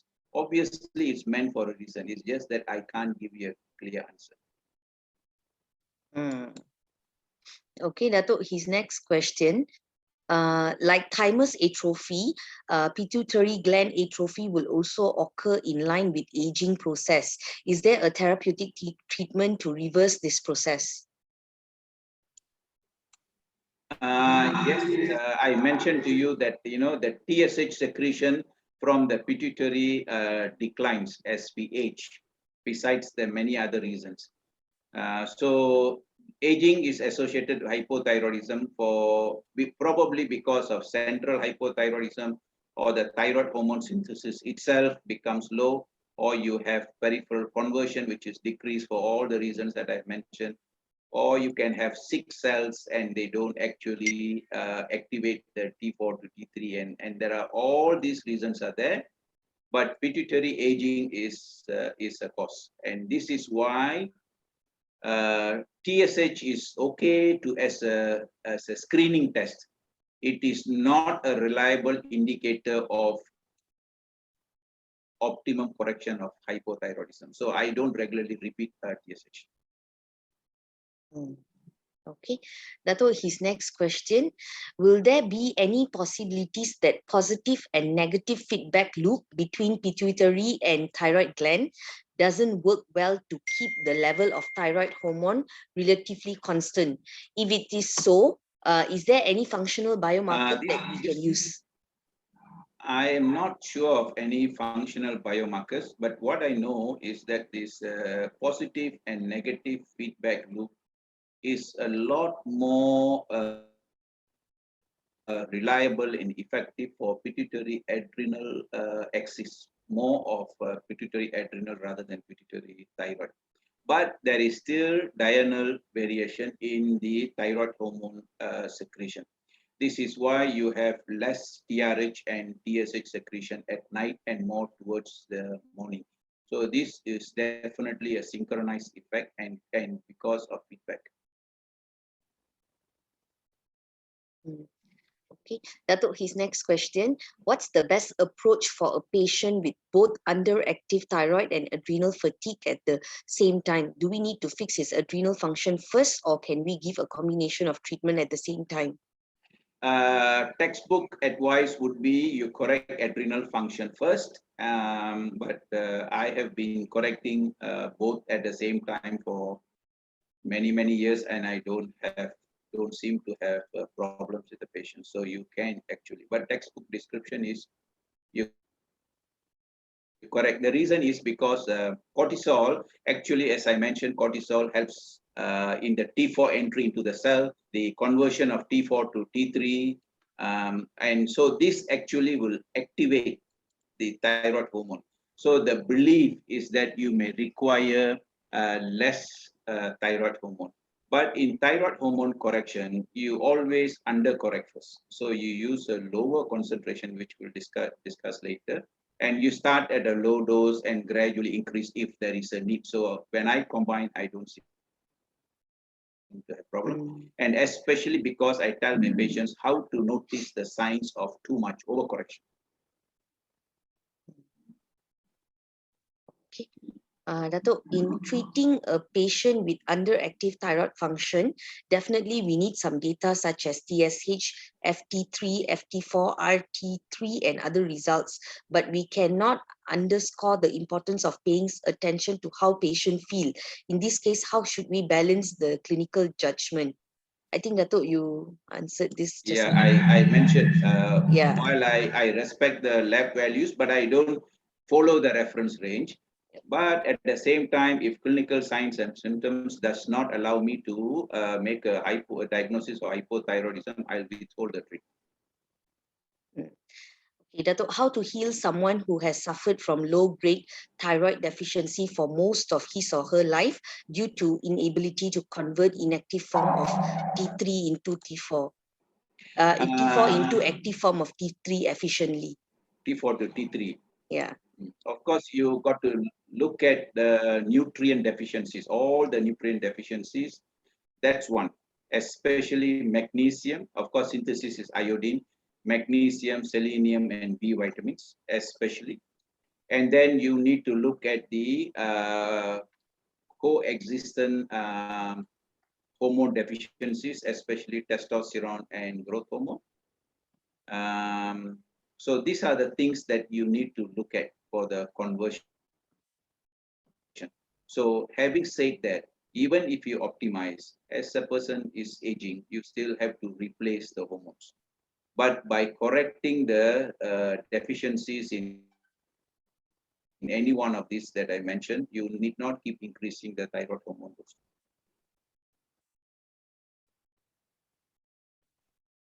Okay, Datuk, considering that RT3 test is a bit expensive and not available at every lab, is there any functional biomarker that we can use as a proxy, or can we infer indirectly from FT3, FT4, TSH, and thyroid antibodies? Yeah, reverse T3 is expensive. I don't do it often. Okay, I had a patient. I had a discussion with a patient recently. She was on 5 grains of T3, T4, and she is still having signs and symptoms of hypothyroidism. Now, I believe there is something else. Something else is a problem rather than just reverse T3. So I've given her the correct ratio and the dose. If she still remains hypothyroid, then I will check the reverse T3, but it's expensive and not easily available. So most of the time, we don't do this as a routine, but it's good to keep it in mind. Oh. Okay, next question from Dr. Sofyan. There's a view that if we attempt to treat low thyroid level without supporting the adrenal, then it can significantly deplete the adrenal gland. What's your take on this, Datuk? There is a very good connection between the thyroid and adrenal gland. As I mentioned, that if you correct hormones, is always good to correct. Look at them as a family. Identify the deficiencies of other hormones, but it is not good to correct thyroid hormone deficiency and leave the adrenal deficiency behind. That's not a good thing to do. Even if you don't correct all other hormones, it's always better to look at these three hormones: thyroid, cortisol, and DHA, and correct them together. Which one you start first, or you correct them together? In my practice, I give them all together if the patient is deficient. Dato, next question from Dr. Sophian. In the case of a patient, a man 51 years with his FT4 just within the optimal target range, but his FT3 level were on the low side, a bit below the optimal target range. What is the most probable main cause? Is it because of a problem in his thyroid function due to aging process, or his body has a difficulty in converting the inactive form of T3 to the active form? How can we come up with a strong and conclusive diagnosis in this case, and what is the best approach going forward? It's difficult you don't have to do any more investigations, Sofian. If the T4 is optimum, T3 is low, then the problem is often because of the conversion. Then you look at all the deficiencies, especially the nutrient deficiencies that I mentioned. So you would want to correct, especially magnesium, especially optimize the magnesium. Often you see the difference in optimizing the thyroid function. So the other way to correct this is just either you give them just T3, but in my practice, I still give them T4 and T3. And almost always I don't have problems. But the ratio will be 1:4, which we will discuss in future. But always remember, you have to want the patient to observe the signs of excessive correction. So you must correct the nutrient deficiency. You have two choices. You just give them T3, or you can give them T4 and observe. Okay. Datuk, last question from Dr. Sophian. With regards to IGF-1, what's your optimal reference range? Since IGF-1 mimics HGH, and as you mentioned that we should have a higher range, 80% from upper limit of growth hormone, but what is the impact of high IGF-1 on MTOR, lifespan and longevity? Okay, this is not related to thyroid, but anyway, in some way, yes. Okay, the level of the upper limit of IGF-1 for a 30-year-old is 350. I'm not sure about the units. So you take 75% of that would be the optimum. Don't look at the range corrected for age. So this is how you correct. But of course, if you have too much of IGF, either because you overdose yourself, it's definitely going to keep your mTOR active, and that will increase the risk of cancer. So that's not your way of treating. Your way of treating is to optimize the level like a 30-year-old, but do not overcorrect. The problem is when you overcorrect, like what bodybuilders do, they take excessive doses, and that's why they suffer the ill effects of health. Okay. Dato, next question from Dr. Vidya. Is diabetic type 1 always exactly hypothyroid? If you look at the, if you consider type 1 diabetes as a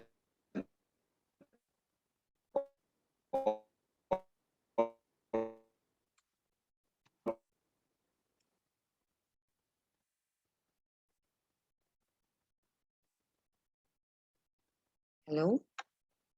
and if they are low in thyroid. Sorry, Dato, we couldn't Network hear is you. not. Yeah. Okay, Yamuna? Sorry, Dato, we couldn't hear you just now. No, I was saying that type 1 diabetes is pancreatic failure or severe pancreatic insufficiency, which is an autoimmune disease. So at this age, if a child has autoimmune disease of the pancreas, then it's likely that there is also problem in other endocrine glands, which is thyroid is common. So a type 1 diabetic child is often also hypothyroid. It's good to check and correct because it's very important to keep the metabolism at optimum range. Okay. Datuk, next question from Dr. Vidya. Could Helicobacter pylori be the root cause of some thyroid condition, and how to treat it? I'm not so sure, Dr. Vidya, Helicobacter, but the bacteria that I mentioned, that is possible. But if supposing the mechanism is through molecular mimicry, then it could result in autoimmune disorder. But I'm not sure whether Helicobacter is But even if Helicobacter is a problem, I won't treat Helicobacter. I will still treat Candida.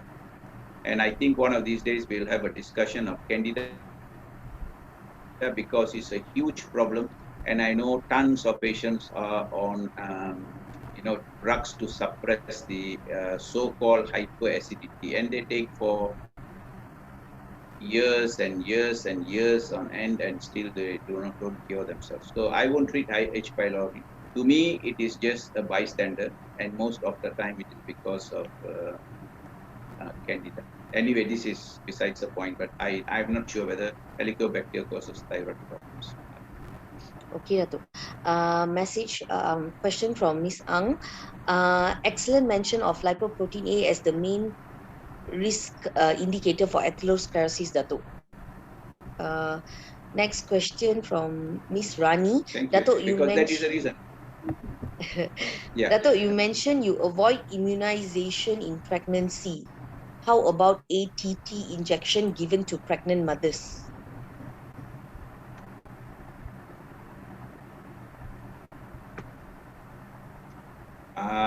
Good question. I have not given, say, in the last 20 years. I've never seen a patient suffering from tetanus. It was okay to give those days when the instruments had to be sterilized. Disposable instruments, most of them, and there is high quality of sterilization now. You don't need to. So I did not give tetanus injections for more than 20 years. I have not.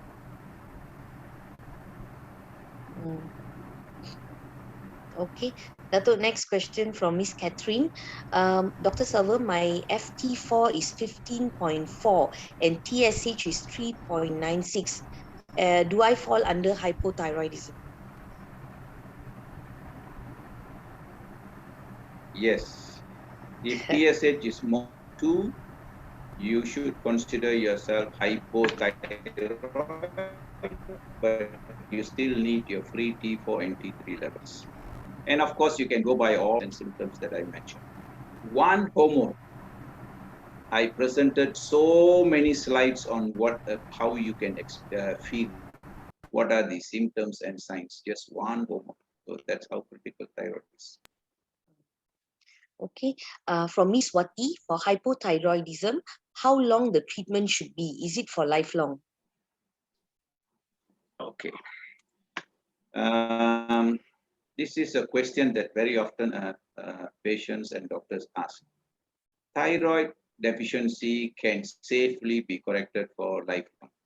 There is no good reason to stop unless you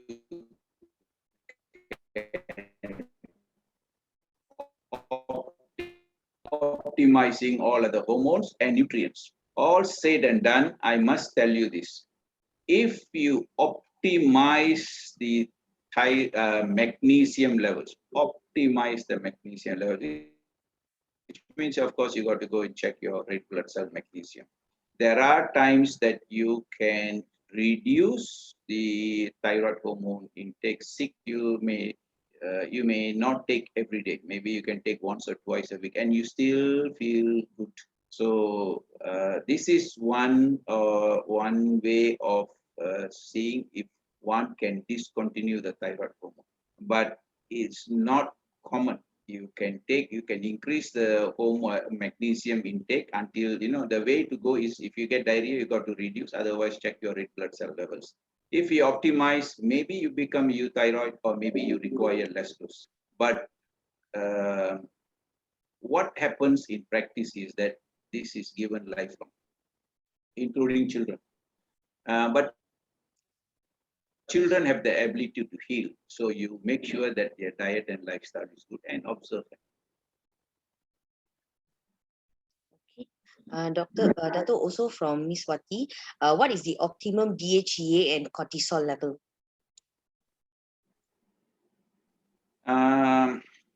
For men, you should take 13.3, which is what a 30-year-old has, DHEA, and you take 75%. For women, it's 9.6. I'm telling about my lab, the Gribbles that I used to check. Of course, I don't go by how they correct for age, and you take 75%. Early morning, I do blood, I don't do saliva. The early morning cortisol level should be 620. Again, you take about 75%. But all said and done, you still have to look at the signs and symptoms, how the patient presents, you elicit a good detailed history.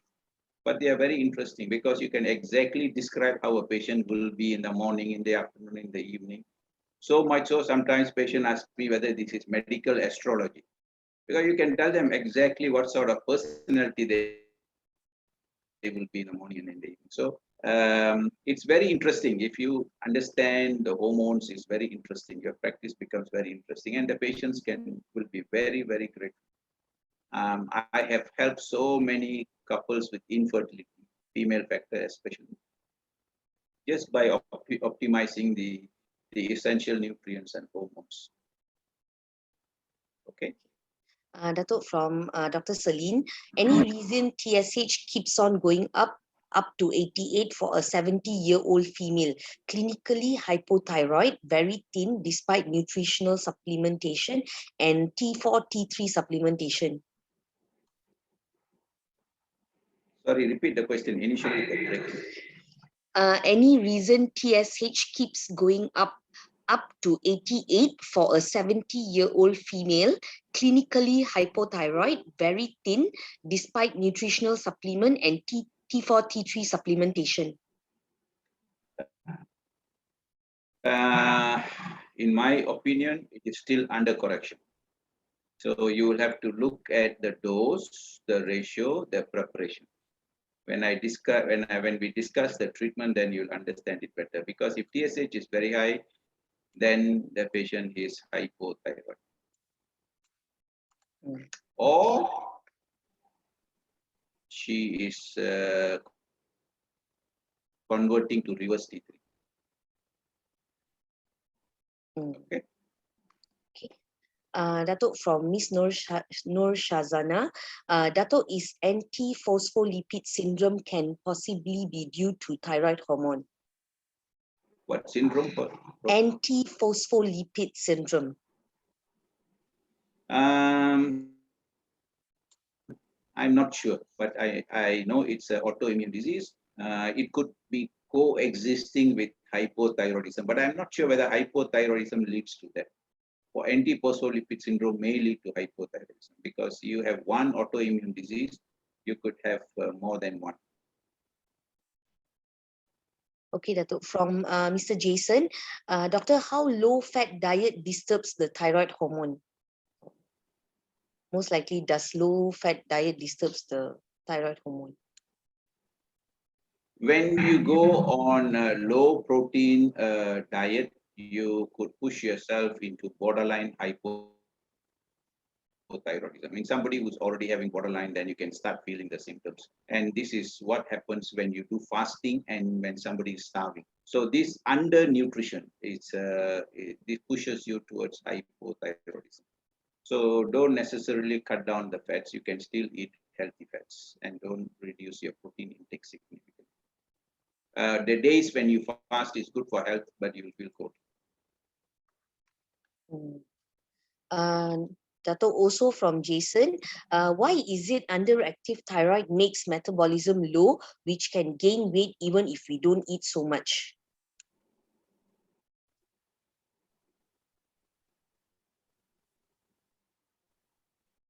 because can you hear, Yamuna? Yes, Dato, I can hear. The thyroid hormone is very important for your energy. Without your energy, your mitochondrial energy and mitochondrial health, you will not be able to metabolize your carbohydrates, fats, and proteins. So your BMR is low. And thyroid hormone also activates the signaling molecule I told you about AMPK. That actually is a master switch for your metabolism. So this is why low thyroid hormone, you gain weight easily and very difficult to lose. Dato, also from Jason, soya bean and corn oil, does these two block iodine absorption? If yes, can you please explain? Uh, Soybean soy and is a corn oil. goitrogen. Corn oil, I am not sure whether it's a goitrogen. Soy is a goitrogen. So goitrogen means they increase the risk of hypothyroidism. But then unfortunately there is excessive consumption of soy, and there are a lot of women who take soy milk as a meal replacement. That is not advisable.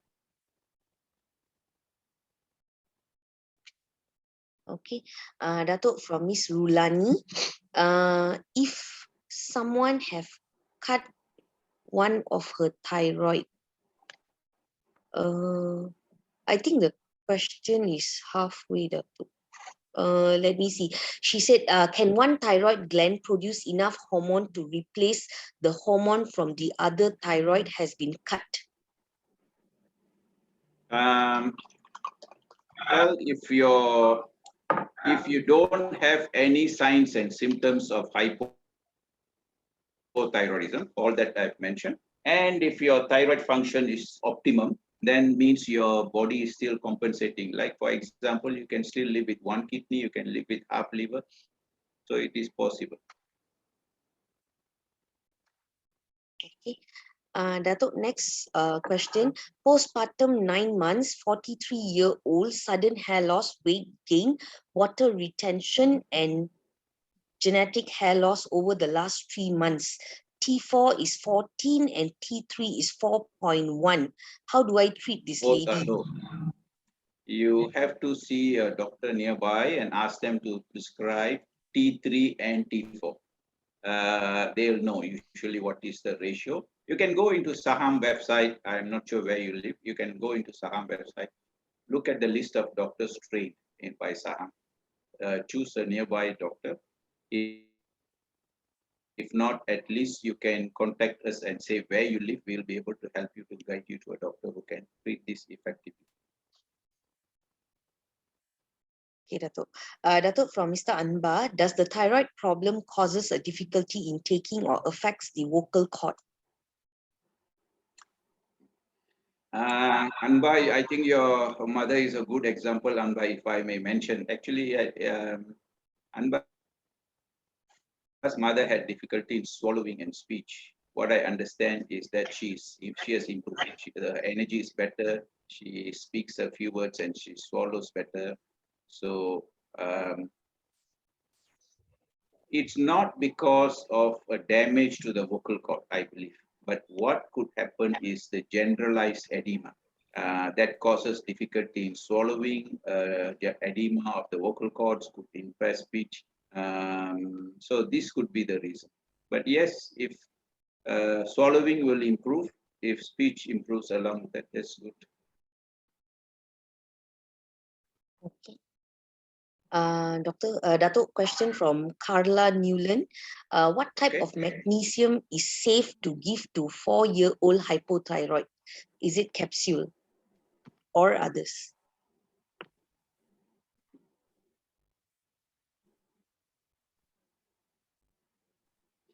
Magnesium you can have as magnesium chloride, which comes as liquid. Magnesium capsules, there are different types of magnesium. And you can get magnesium as magnesium oil. It all depends on the absorption. Magnesium oil, good preparations can get well absorbed. Magnesium chloride liquid form can get well absorbed. But in order to improve the absorption of magnesium into the cell, if you take oral, which is the convenient way of taking, a liposomal magnesium would be an excellent choice. It's not common to find a liposomal. If it is available, it would be the best way to take magnesium. And magnesium, when you take capsule, there is magnesium glycinate, oxide, and oxide, of course, is less absorbed. But generally, I don't pay so much of attention to the carrier molecules because the amount is not significant to give you any significant health benefits. What matters is how much magnesium can you get into the cell. So in that way, liposomal magnesium will ensure that the absorption is quick, rapid, and the half-life is much longer. Otherwise, go for reputable companies which have got mixed type of magnesium like citrate, malate, glycinate.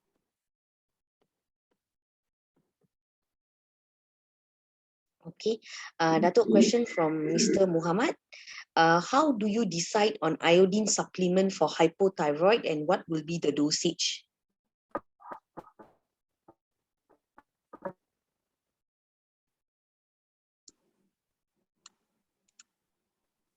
You can do a urine test to see, spot test to see if somebody is deficient. If it is not easily available, knowing the fact that majority of the population is iodine deficient, and this is a leading cause of iodine hypothyroidism as well. You can give thyroid hormone, you can combine, but especially if someone has, like a woman has got breast cysts or somebody has liver cysts, kidney cysts, then it is good to give. And iodine deficiency increases the risk of many other diseases, including. Datuk, from Miss Elena, if a patient has symptoms of hypothyroidism with low FT4 and FT3, but TSH value of 0.5, do we disregard the TSH value? Yeah, you should look at the free T4 and T3. Okay, from Dr. Koh from Puchong. I have a patient who was previously presented with severe anemia, second to severe hypothyroidism. TSH is 100, FT3 is below 1.5, FT4 below 5. She improved markedly with levothyroxine. Can we combine usage of desiccated T3 and levothyroxine in case cost is an issue? If you want to combine desiccated thyroid, which is not going to be cheaper than T3 and T4, I believe, you might as well just convert it to T3 and T4. But if this is a problem, the affordability is a problem, then you may continue just thyroxine, which is of course cheap, but at least you can make sure that she gets some magnesium and B vitamins. That would be helpful. Okay. Also from Dr. Koh, Dato, in the absence of RBC magnesium, how much magnesium supplement can a doctor comfortably prescribe in a periphery hypothyroid patient? Start with 500 milligrams daily, but often patients will require twice daily, often. And I've been taking magnesium regularly, twice a day. And I tried myself because I checked my red blood cell magnesium. It was on the lower side because I sweat a lot because of exercise and sitting in the sauna. So I had to take 6 capsules a day until before I got diarrhea. So that's how much one may need. But then you can start daily first. And if they tolerate, then a good way to give would be twice a day. If they do well with daily, just continue daily. Dato, from Dr. Srikant, is there any treatment for autoimmune thyroiditis, high TPO and thyroglobulin? I can tell you from my own experience, if you remove gluten completely, even the thyroid antibodies level will decrease over time, not immediately, but you may still have to correct the hypothyroid. There is no specific treatment for anti-thyroid antibodies other than fixing the root cause, which is gluten. and you correct hypothyroid. Okay. Datuk, question from Dr. Rabia. What would be line of management of patient with autoimmune hypothyroidism with very compromised serum iron level?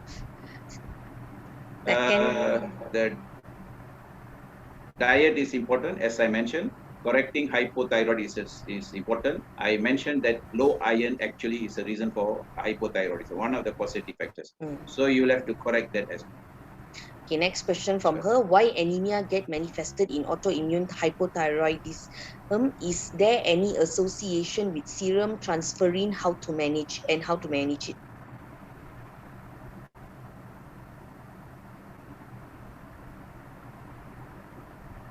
You are breaking. Why anemia gets manifested in autoimmune hypothyroid? Is there any association with serum transferrin? How to No, I'm manage? not saying that autoimmune thyroiditis is as associated with iron deficiency anemia. I'm saying hypothyroidism can lead to anemia because of decreased erythropoiesis, and iron deficiency can lead to hypothyroidism. So if they coexist, treat them. Okay. Datuk, next question from her. One patient presented only with polychromasia along with excessive thinning and hair fall with consistent fluctuated weight. On lab result found very high level of NT-TG, though TSH and T3 and T4 is normal. If she has symptoms of hypothyroidism, I would still advise you to treat, or you should watch this patient carefully because he or she is likely to become hypothyroid. But of course, you have to rule out other causes of hair loss. If the patient is asymptomatic as far as hypothyroidism signs and symptoms are concerned, don't treat, but monitor. And please tell the patient to be very careful about gluten. Just one last question, Datuk, from Dr. Lau. She's requesting if you can take her question. So, a 45-year-old lady diagnosed Okay. hypothyroid for the past 5 years, has a small nodule on the right lobe, was on thyroxine, stopped 6 months ago, but still having symptoms of hypothyroidism with lethargy, cold, increased thirst, hair loss, brittle nails, weight increased badly from 70 to 90 kg, but her recent blood test showed FT4 is 11.8, FT3 is 4.3, TSH is 0.560, ATG and ATPO are negative, non-Hashimoto. For her case, should we treat her with symptom? Reason to stop the treatment. Sorry, Dato'? Even, yeah, but T4 and T3 are low. There is no reason to stop the treatment. I believe she was asked to stop because of the thyroid nodule, which could become hyperthyrotoxic. So, but that is not true. There are people who have thyroid nodules, solitary thyroid nodules, and they are hypothyroid. If there is lab evidence to show and it correlates with clinical signs and symptoms, the hypothyroidism must be corrected. Yeah. Datuk, we would like to also thank Aurelia Pharma for sponsoring our session. So thank you for being in hand with us to give a very good exposure and knowledge to the public and also to the doctors about health. Thank you very much. Namaskar.